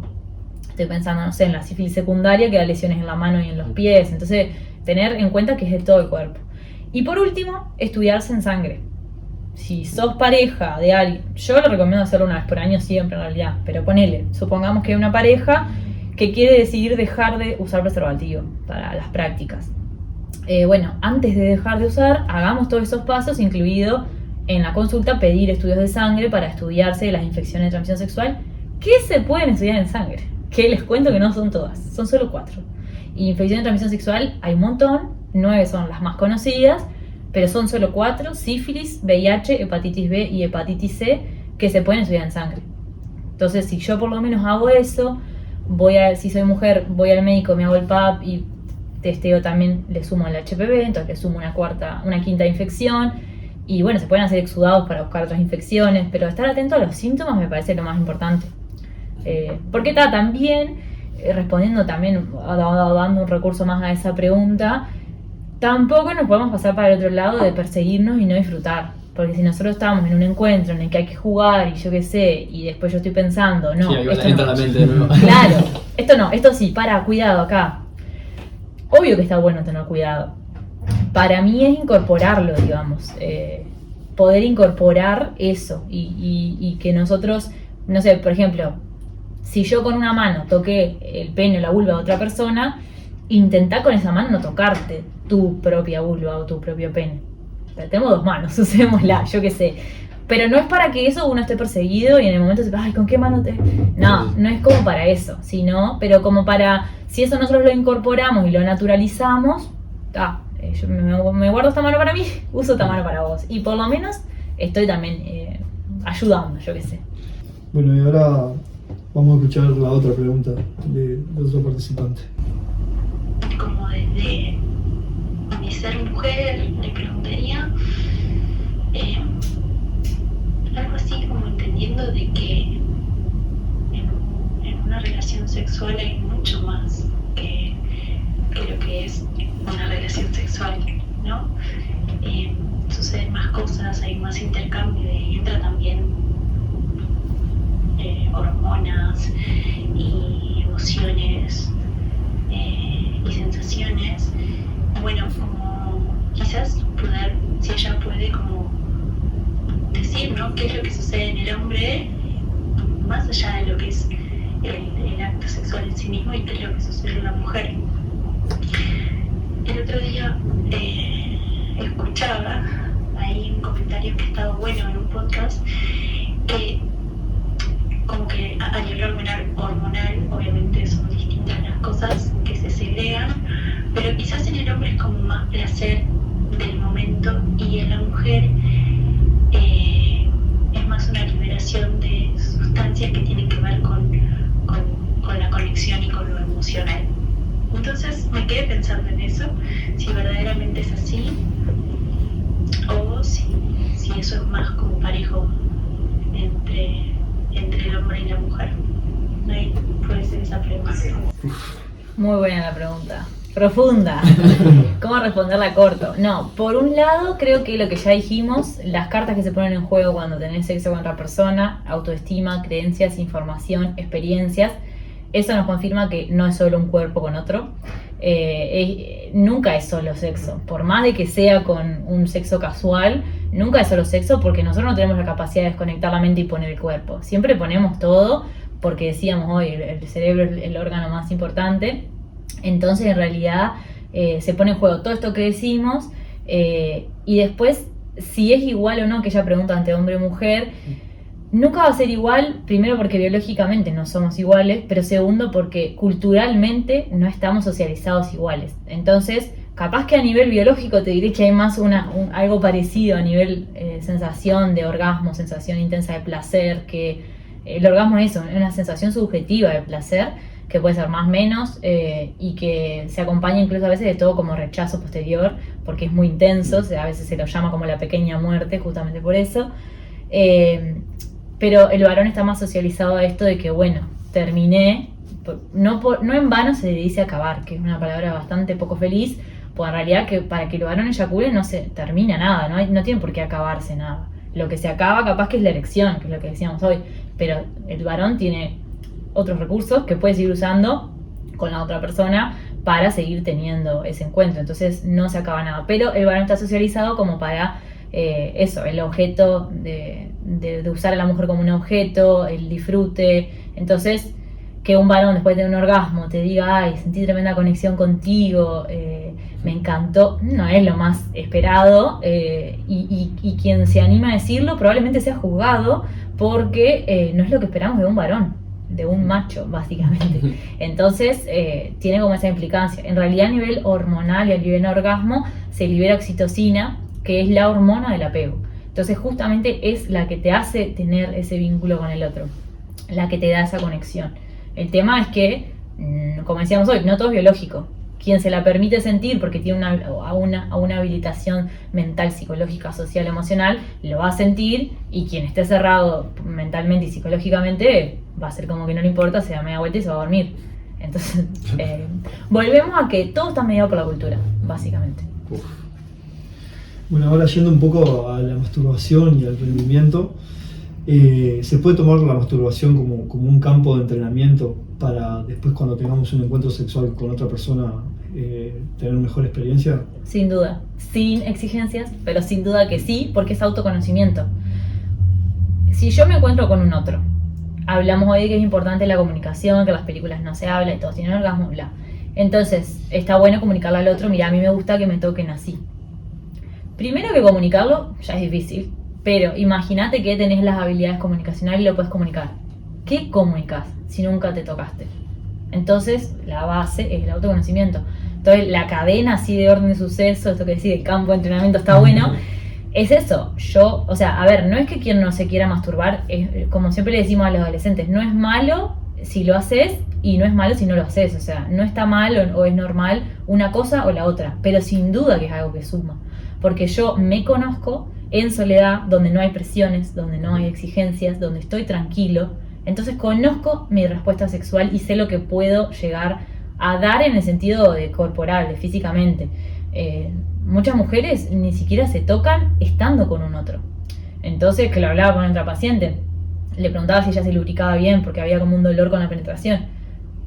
Es que no sé, me dice, porque me toca mi pareja, yo no me toco.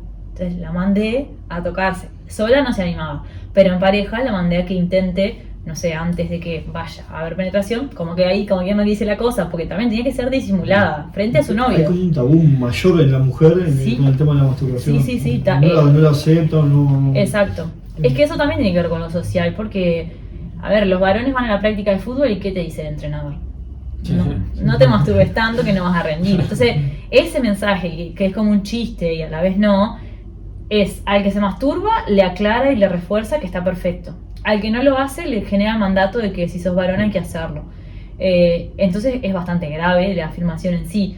Pero eso en mujeres no se escucha. Entonces, no son muchas las mujeres que se animan a contar que se masturban o que lo cuentan entre su grupo de amigas. O sea, el varón lo tiene habilitado socialmente. Tiene habilitado ser pajero, socialmente lo tiene habilitado. Y la mujer no tanto. Entonces está. Pero en realidad es tremendo recurso para esto de conocerte. Y una vez que te conoces, vos sabés lo que podés, lo que necesitas, porque todos los cuerpos son distintos. Y ahí sería ideal comunicarlo y poder decir más rápido, más fuerte, más lento, con este movimiento, con más presión, con menos presión, pero con la masturbación es clave. Y retomando un poco el tema que tocamos hoy de la eyaculación precoz, sí. ¿Qué pasa cuando el hombre se viene muy rápido?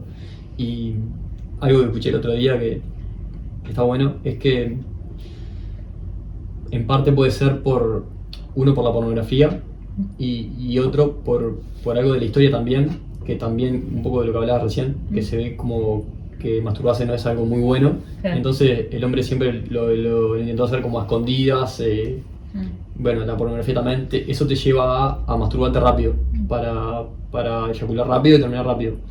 Y eso capaz que después se ve reflejado a la hora del acto sexual y es lo que te lleva a eyacular rápido al hombre. No sé si viene por ahí o no, pero... Sí, viene por ahí. O sea, una de las causas de la eyaculación precoz es la masturbación, el haber aprendido eso conductual, de haber aprendido a masturbarte rápido. ¿Por qué? En general porque o lo vivís con culpa, o lo más común, porque no tenías intimidad en tu casa.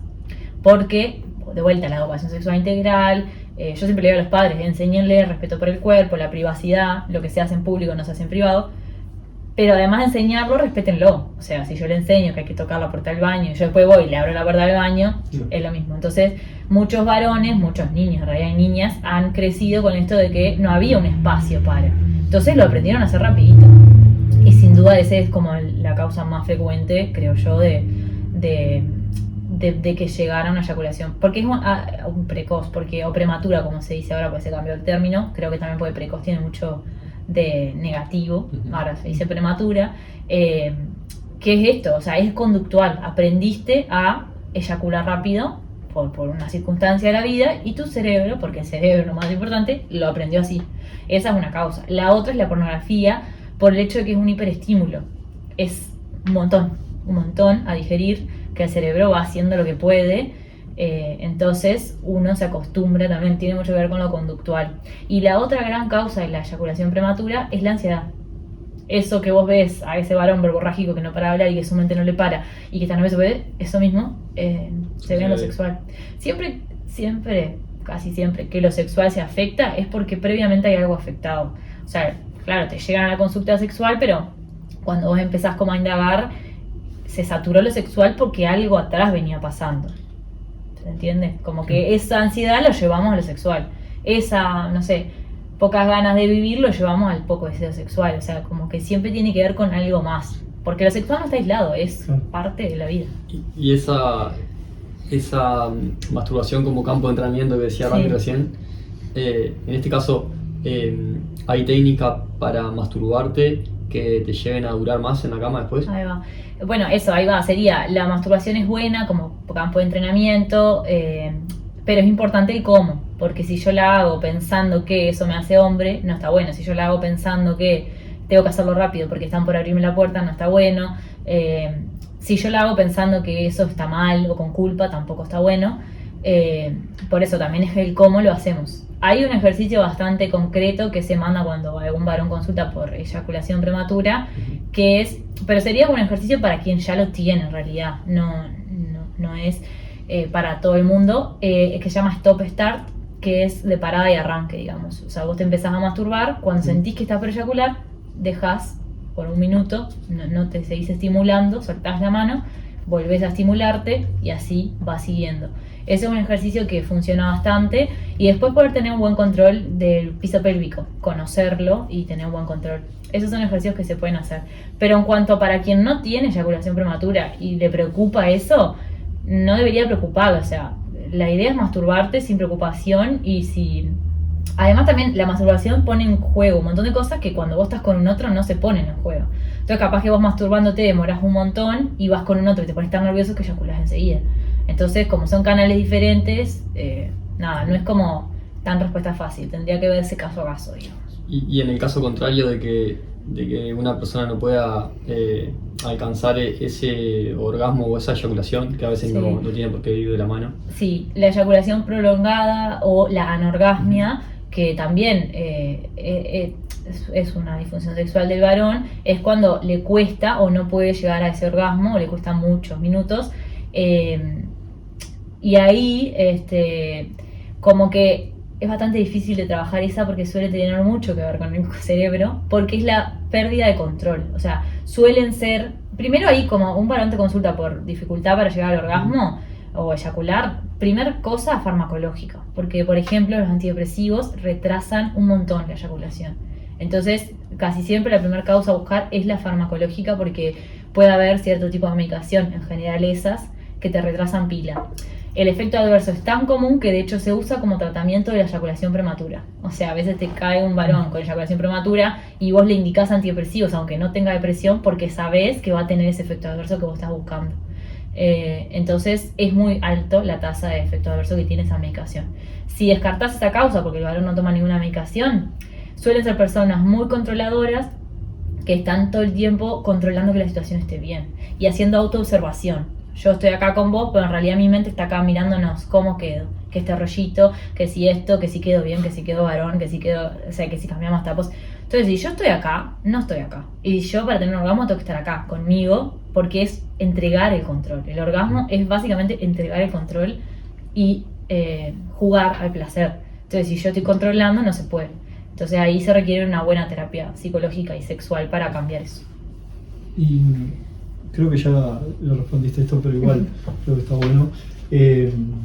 Sería el orgasmo siempre tiene que estar acompañado de la eyaculación. Bueno, no, lo fuimos como diciendo ahí implícitamente, pero no. Justamente porque está bueno entender, la eyaculación ya entendimos cómo funciona. Lo que no dije es que es un reflejo. De tanto estimular al pene, en algún momento se da un reflejo lumbosacro de nervios a nivel de la espina, de la columna, a nivel de la zona lumbar, que eso llega al estímulo y desencadena el orgasmo, la eyaculación, perdón. Es un reflejo que en algún momento va a pasar. El orgasmo es una sensación subjetiva de placer que tiene que ver con el cerebro. Entonces, yo puedo tener un gran cerebro, un gran fortalecimiento del piso pélvico, que son todos los músculos así que tipo hamaca paraguaya sostienen, que los tenemos hombres y mujeres, sostienen todo y cierran nuestra pelvis y sostienen todos los órganos. Si yo tengo un buen control de eso, sé aguantar y no dejar que se abra acá, lo que decíamos, para que salga la... Entonces puedo tener orgasmo porque es subjetivo, es un sentimiento lindo, y aguantar la eyaculación. Requiere de un gran control. Muchas veces en el sexo tántrico se usa bastante, o se dice que se usa bastante, pero no es lo mismo. Entonces puede haber orgasmo sin eyaculación, puede haber eyaculación sin orgasmo. En la eyaculación rápida o prematura casi nunca hay orgasmo, porque justamente una de las cosas que define la eyaculación precoz o prematura no es el tiempo que dura, es la ausencia de control eyaculatorio. El varón tiene un control eyaculatorio, porque cuando se abre acá esta puertita para que salga hacia el pene, el varón se da cuenta que está por eyacular. Entonces ese control es el que el precoz no lo tiene, se le escapa la eyaculación. Entonces obvio que no lo disfruta. Entonces, en resumen, no es lo mismo eyaculación y orgasmo. En general, en el varón van de la mano, pero perfectamente. Si te operaron de la próstata y te la sacaron, no vas a tener eyaculación y vas a tener orgasmo, que se llama orgasmo en seco. Si sos eyaculador precoz, no vas a tener orgasmo y vas a tener eyaculación. Si tenés buen control del suelo pélvico, aprendiste a controlar, vas a tener orgasmo sin eyaculación. Muchas veces, y la última, existe la eyaculación retrógrada, que es cuando eyaculás hacia la vejiga. En vez de abrir esta puerta, se abre esta otra. Y eso pasa porque se debilita este músculo de acá, en general por condiciones médicas. Por ejemplo, la diabetes, la más común. Cuando está avanzada y está como con algunas complicaciones crónicas, se suele debilitar este músculo, entonces se eyacula hacia arriba y después se orina todo junto al rato. Y el varón siente el deseo, el disfrute del orgasmo, pero tiene un orgasmo en seco. Y no es porque no genere, sino porque se fue para otro lado. Mil cosas hay. ¿Y cuál es la diferencia entre el orgasmo del hombre y la mujer? ¿Y cómo afecta esto en el tiempo que le lleva a cada uno? Bueno, ahí, orgasmo en sí es como para todos lo mismo, esa intensa sensación de placer que es subjetiva. El tema es que para llegar ahí, la respuesta sexual del varón y de la mujer es re diferente. Entonces, ahí decíamos, para que tengan una idea, ¿vieron un vasito de shot? Sí. Bueno, esa cantidad son 50 cc, es la cantidad de sangre que un varón necesita para que el pene se erecte, porque la sangre tiene que llegar acá, a estos dos conductos. Este de acá abajo no cuenta porque es por donde va la uretra, el cañito por donde sale la orina y el semen. Estos dos son solamente los que se tienen que llenar de sangre. Es muy poquito. La mujer, para que su clítoris se llene de sangre y además parte de esa sangre trasude, atraviese la pared de la vagina y salga como lubricación, como mojado, requiere un vaso de agua, que son 500 cc, o sea, es medio litro de sangre. Es 10 veces más. Sí. Es una locura. Entonces, muchas veces en algunas clases que he tenido, otras profes lo han descrito como la salida de un avión, que vieron que le cuesta estar en el aire hasta que agarra el aire, y el helicóptero que en un segundo está en el aire. Entonces, es re diferente, eso estamos hablando de excitación. La respuesta sexual humana está estudiada hace bastantes años, tiene etapas: excitación, meseta, que es donde todo se intensifica, orgasmo y resolución. Y antes de todo eso podemos poner el deseo. Muchas veces aparece después también. O sea, yo no tengo ganas, pero digo, bueno, dale, empiezo a disfrutar, mi cuerpo se excita y digo, esto está bueno. Y ahí aparece el deseo y tengo ganas de más. Entonces el deseo no siempre está antes. Pero bueno, biológicamente es muy diferente la respuesta sexual del varón y de la mujer, sobre todo en la etapa de esa primera, de la excitación. Porque el varón es más fácil en realidad, es menos complejo, porque sin juicio de moral, o sea, es como más sencillo porque requiere menos cantidad de sangre. Los libros hablan de 5 a 10 minutos, pero en realidad el varón joven sano capaz que en segundos tiene el pene erecto. Entonces, la mujer, en contraposición, el libro habla de 20 minutos para que se lubrique bien, porque requiere más cantidad de sangre, más tiempo. Parte de esa sangre tiene que ir acá al clítoris y parte de esa sangre atraviesa, como vieron cuando en invierno transpira la ventana porque hay frío afuera y calor adentro, bueno, igual. Entonces atraviesa el plasma, que es la parte transparente de la sangre, atraviesa y forma parte de la lubricación, junto con la secreción de las glándulas de Bartolino, que son otras glándulas que tenemos por ahí en la vagina. Entonces todo eso es mucho más complejo. Y muchas veces pasa que hay dolor con la penetración y es simplemente, en la adolescencia pasa pila, porque no se esperó el tiempo necesario para la penetración. Y entonces entiendo que nosotros como hombres, en caso de una relación heterosexual, tendríamos que enfocarnos un poco más en ese juego previo, teniendo en cuenta que la mujer le lleva mucho más tiempo que llegue toda esa sangre. Sí. Pensando en una relación heterosexual, sí, en realidad, juego previo, ponele, saliendo del coitocentrismo, todo es sexo, no hay previa en realidad. Pero sí, se le suele llamar juego previo, preliminar a el sexo oral, la masturbación mutua, el frotamiento de genitales, pero en realidad es parte del sexo también. Sí. Pero vieron que nuestra mente está esa escalera. De la penetración. Claro. Si tuviste sexo porque tuviste penetración, sino como que hubo algo ahí, pero no fue mucha cosa. Sí, pero respondiendo a tu pregunta, deberíamos tener más en consideración eso. Aparte lo podemos tactar, lo podemos tocar con la mano, con la lengua, o sea, podemos estar atentos a eso. Y sobre todo sabiendo, con información, entender que no va a ser ya. Entonces eso me parece clave. Bueno, y ahora preguntarte, Yami, ¿qué es el famoso punto G? Y si está en el hombre y en la mujer. Bueno, Spoiler alert. El punto G no existe.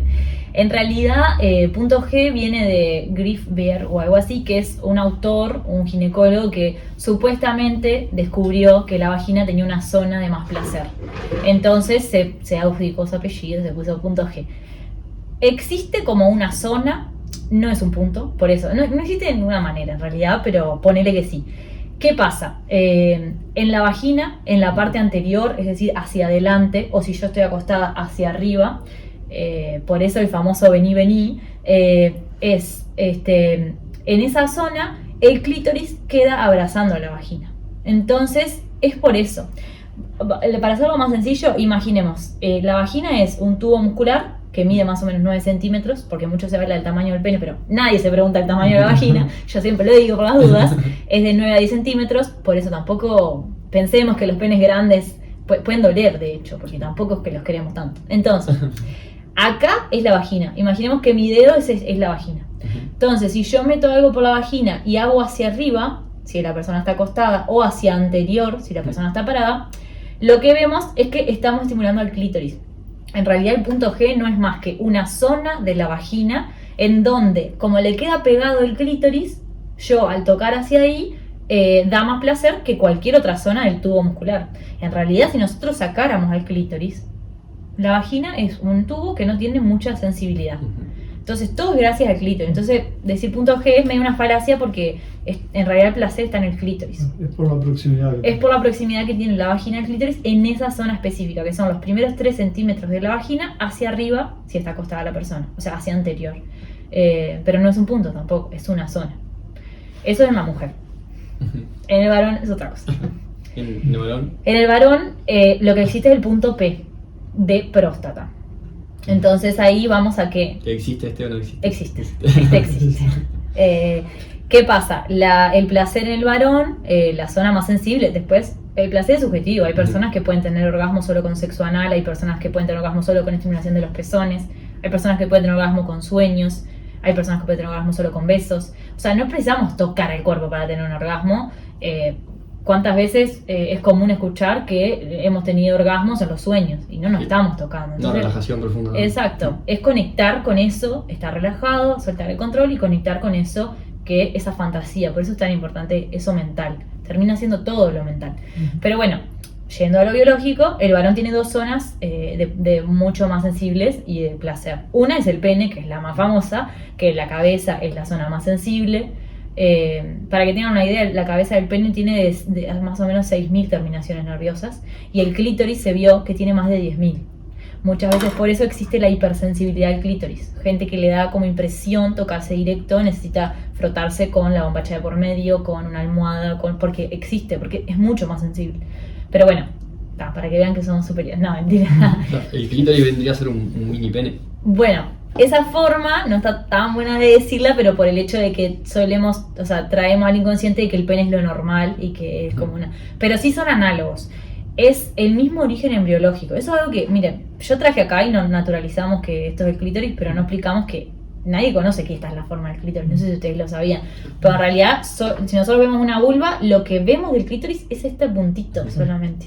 Es ese puntito que está arriba de la uretra, del agujero por donde hacemos pichí, y más abajo está la vagina, que se ve, pero la vulva está tapando todo esto. O sea, imaginen que mi mano es la vulva, nosotros solo vamos a ver la cabeza del clítoris, que es análoga a la cabeza del pene, pero que si yo saco la vulva, tengo rayos X, puedo ver por dentro, es todo esto lo que se ve.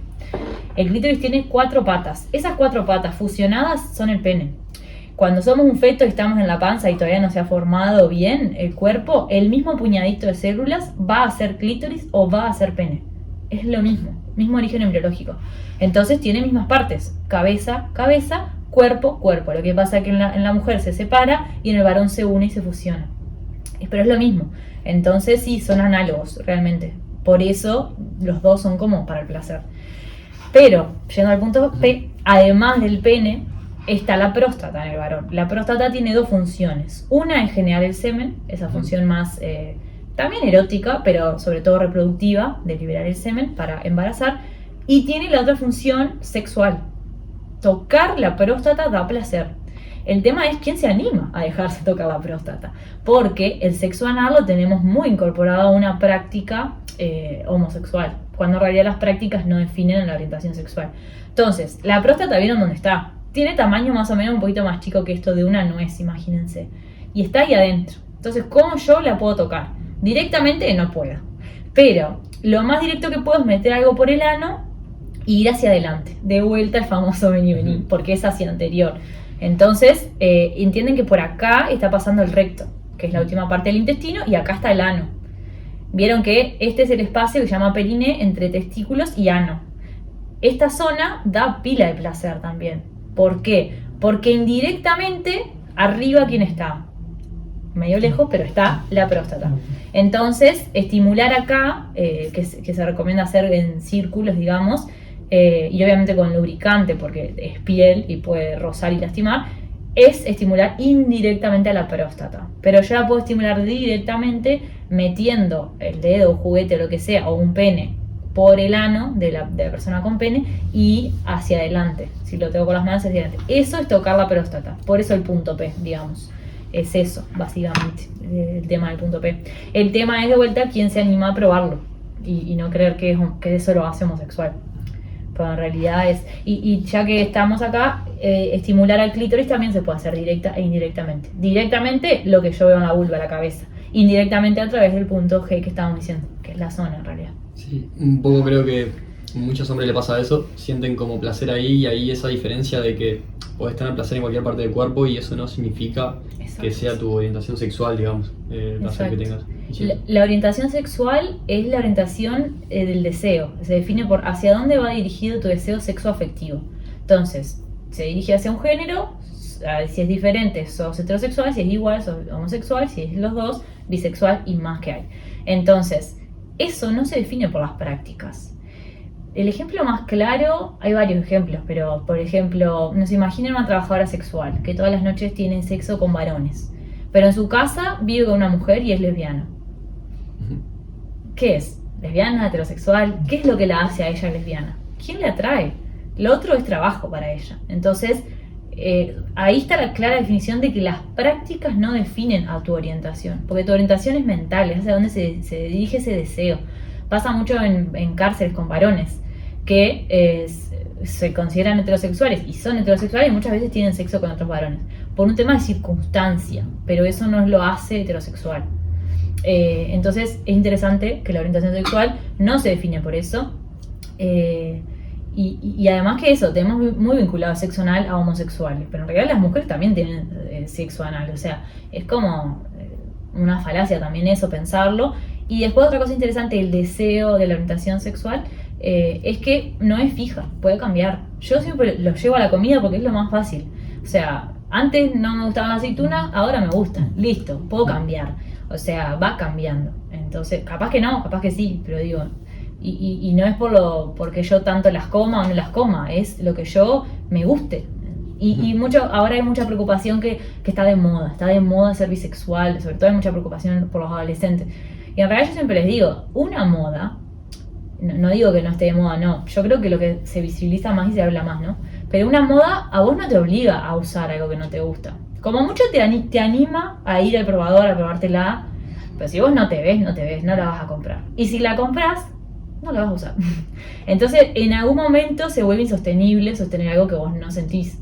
Y es eso, entender que la orientación es lo que siento, no lo elijo. Y en el caso de las mujeres, ¿qué otra técnica más, aparte de esa del vení, hay para estimular ese clítoris? Bueno, para estimular el clítoris, antes que el vení, tocalo derecho, porque está ahí. O sea, la cabeza está saliendo en la vulva.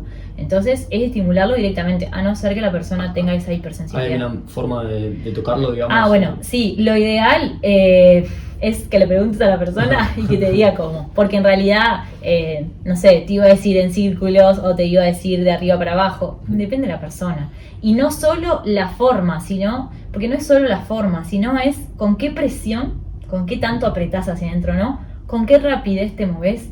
Y todo eso te tiene que indicar la persona. Porque no hay una forma. Es muy subjetivo. Es lo que yo precise. Y otra cosa que me parece interesante, por si hay personas con vulva escuchando, le sumaría una cosita más. ¿qué movimientos de pelvis yo tengo que hacer? Muchas mujeres para tener un orgasmo, además de una buena presión, una buena velocidad, buena me refiero a lo que a ellas les sirva, y la forma, si es en círculo, si es para arriba, para abajo, lo que sea, necesitan bascular la pelvis, o sea, moverla. Entonces se quedan acostadas con el sexo oral esperando que algo llegue y nunca va a llegar. Entonces, o ponemos los puños abajo de las caderas y movemos la pelvis, o nos sentamos arriba de la boca de la otra persona, pero mové la pelvis si eso precisás. Pasa que ¿cómo sabes eso? Descubriéndolo. Entonces ahí la masturbación, o si no te animas a masturbarte por los motivos que sea o no te gusta, en pareja, pero animarse a jugar y a descubrir. Y ahora otra que me vino a la mente ahora, Sí. que recuerdo, es como la técnica de tijeras, Sí. y ya introduciendo los dedos, digamos. Ahí va. Haciendo como esa técnica de tijeras y girando, tocando las paredes. Las paredes vaginales. Eso Bueno. también puede ser una forma. ¿O no? Puede ser, termina siendo muy subjetivo, pero si lo querés llevar a lo biológico, acordate que la vagina es esto. Entonces, claro, todo lo que vos roces las paredes hacia arriba es vení porque estimulás el centro del clítoris. Pero si rozás las paredes también. Están los bulbos uretrales, uretrales del clítoris que están como abrazando. O sea, donde no hay nada hacia abajo. Hacia abajo está el recto, la última parte del intestino que termina en el ano. Pero hacia los costados y hacia arriba está el clítoris. El clítoris que se llenó de sangre, que se erectó, porque las mujeres también nos erectamos. Entonces eso da más sensibilidad a toda la zona peri. Pero puede haber mujeres que te digan, no, eso la tijera me incomoda. Entonces es muy subjetivo. Y siempre que haya lubricación de por medio, porque si no... y eso que decíamos hoy, pensando en el hombre, que también aplica para la mujer, sexo anal, siempre con lubricación, porque no tiene lubricación propia el ano. Diferente de la vagina, que sí se lubrica. El ano no, entonces siempre tenemos que hacerlo con lubricante. ¿Y qué zonas del cuerpo femenino son realmente importantes de estimulación? Bueno, el clítoris, no me voy a aburrir de decirlo porque es muy desconocido. Realmente, eso que les decía, no me acuerdo exacto el año, pero en los 60, 70 por ahí se estudió esto del primer velocidad a la que sale el primer chorro de semen. El clítoris se terminó de describir en 2005. Entonces, imagínense lo lejos que estamos, lo invisibilizado que está el placer de la mujer. Por eso está genial tu pregunta, porque antes se pensaba que el clítoris era solo ese puntito. Entonces, bueno, el clítoris es el órgano. Después del cerebro, para el orgasmo, viene el clítoris, básicamente. Pero hay otras zonas, por ejemplo, los pezones, que después habrá quien te diga, no, me incomoda. Pero se descubrió, eso fue hace muy poco, unos pocos años, que estimular los pezones despierta la misma área cerebral que estimular el clítoris. Entonces, por ejemplo, muchas mujeres empezaron a confesar que amamantando tenían orgasmos y la culpa que eso les generaba. Y tiene su explicación biológica, lo cual por lo menos da tranquilidad. Además, un orgasmo obviamente que no se disfruta porque se vive como con culpa y se entiende que no es el contexto. Pero los pezones yo lo pondría como algo muy importante que muchas veces son olvidados, bastante olvidados. Y bueno, después el sexo anal va en gustos. Biológicamente está lejísimo del clítoris, no estimula. Tiene más sentido en el varón que en la mujer. En el varón heterosexual también, pero lo pensamos más como en el homosexual. Pero habrá quienes tienen orgasmo con sexo anal sin tocar la cabeza del clítoris, en la vulva también. Y después descubrir otras partes, jugar, qué me pasa en el cuello, qué me pasa. O sea, hay zonas como muy conocidas y básicas, pero hay zonas muy personales. Entonces jugar a descubrir. Mucho mental, como Sí, decíamos. hay un ejercicio lindo que se manda en terapia sexual a parejas que se llama mapeo corporal, que es justamente, lo puedes hacer solo o en pareja, ir mapeando tu cuerpo y registrando qué partes tenés más sensibles, qué partes te da rechazo que te toquen, y todo eso para después poder comunicarlo a la pareja. Y lo que le pedís en ese ejercicio es que no se pueden tocar los genitales, es el resto del cuerpo. Y ahí descubren cosas que ni sabían, porque también estamos muy genitalizados. Y para terminar con el tema de la mujer que hemos preguntado bastante, ¿existe alguna postura, digamos, que la mujer sienta más placer? Te diría no, es subjetivo de vuelta, pero tener en cuenta que muchas veces las posturas que sin querer terminan rozando la cabeza del clítoris con otra parte son las que... ahí está bueno dar el dato. El responsable del orgasmo femenino es el cerebro, pero es el clítoris también en segundo lugar. Entonces, si yo no toco al clítoris de alguna forma, es difícil. Muchas mujeres te traen esto en la consulta. Yo, si no me toco, no puedo tener orgasmo. O sea, solo con penetración exclusivamente no puedo. Sería la estimulación indirecta que decíamos a través del punto de la zona G. Y en realidad el 70% de las mujeres, o sea, una de un tercio, una de cada tres, necesita, solamente, un tercio o una de cada tres puede tener orgasmo con penetración. El resto, las otras dos, o el 70%, necesita a la vez tocar directamente a la cabeza del clítoris. Entonces, que vos me vengas y me digas, solo con penetración no puedo llegar al orgasmo, bienvenida al mundo de la normalidad, porque en realidad son pocas las privilegiadas que pueden tener sin tocarse. Entonces, muchas veces hay mujeres que te dicen, no, pero si yo estoy arriba, sí puedo. Y sin querer se están engañando y con la panza están frotando la cabeza del clítoris, ¿entiendes? Con la panza de la otra persona. Exacto, entonces posiciones que favorezcan el roce del clítoris contra el cuerpo de la otra persona puede ser. Pero es muy subjetivo y por eso es conocerse, porque en cualquier otra posición que no se toque, yo o la pareja se puede tocar. Entonces ahí se puede llegar al orgasmo igual. ¿Y cómo hacemos para lograr tener un orgasmo simultáneo? ¿Qué pregunta? En realidad, mi pregunta sería, ¿por qué queremos llegar al orgasmo de manera simultánea? Es como salir a cenar y pretender terminar el plato a la misma vez. A mí las metáforas de la comida me funcionan. ¿Por qué? Si cada uno va al restaurante, cada uno se pide lo que quiere, no tiene que elegir el mismo plato. Y cada uno come a su ritmo y disfruta el plato a su ritmo y lo termina a su ritmo. Esa cosa que nos han vendido las películas, para mí románticas, de que terminan a la misma vez, primero es irreal por la diferencia en la respuesta sexual del varón y de la mujer pensando en algo heterosexual, y segundo, no tiene como mucho sentido, porque lo ideal es que nadie se apure ni se demore por el otro, sino que cada uno viva la experiencia. Como que no le veo mucho sentido. Yo sé que quienes lo viven algunas veces dicen, pero es tremenda la conexión, y obvio sí, y está bueno que cada tanto capaz que pasa y podemos intentar, y si queremos probar o intentarlo es justamente teniendo la comunicación. Yo estoy yo todavía no, parate un poquito, aguantate y ir comunicándose. No veo como mucho sentido que sea una práctica habitual que la querramos hacer, porque nos genera como mucho desgaste, y además no es algo natural. Se tiende a creer que es lo natural, pero en realidad, si lo pensamos natural como con sentido biológico y eso, es lo menos natural que hay. Y además que me parece que no hay nada más lindo que uno orgasmee primero y después el otro para ver disfrutar, o sea, que sea el momento de uno y después el del otro. Y así yo conozco mucho más a la persona, porque si la persona tiene confianza, tiene un orgasmo y se libera y se permite sentir, es una situación re vulnerable. Entonces, el amor es justamente contactar con esa vulnerabilidad del otro, me parece. Entonces, no hay nada más lindo que eso, en mi opinión. Tremendo. Bueno, Yami, tremenda toda la charla. Espero que te haya gustado. Gracias, un placer tenerte acá y espero que le haya gustado también a las personas que están escuchando. Para cerrar, ¿qué mensaje final te gustaría dejarles?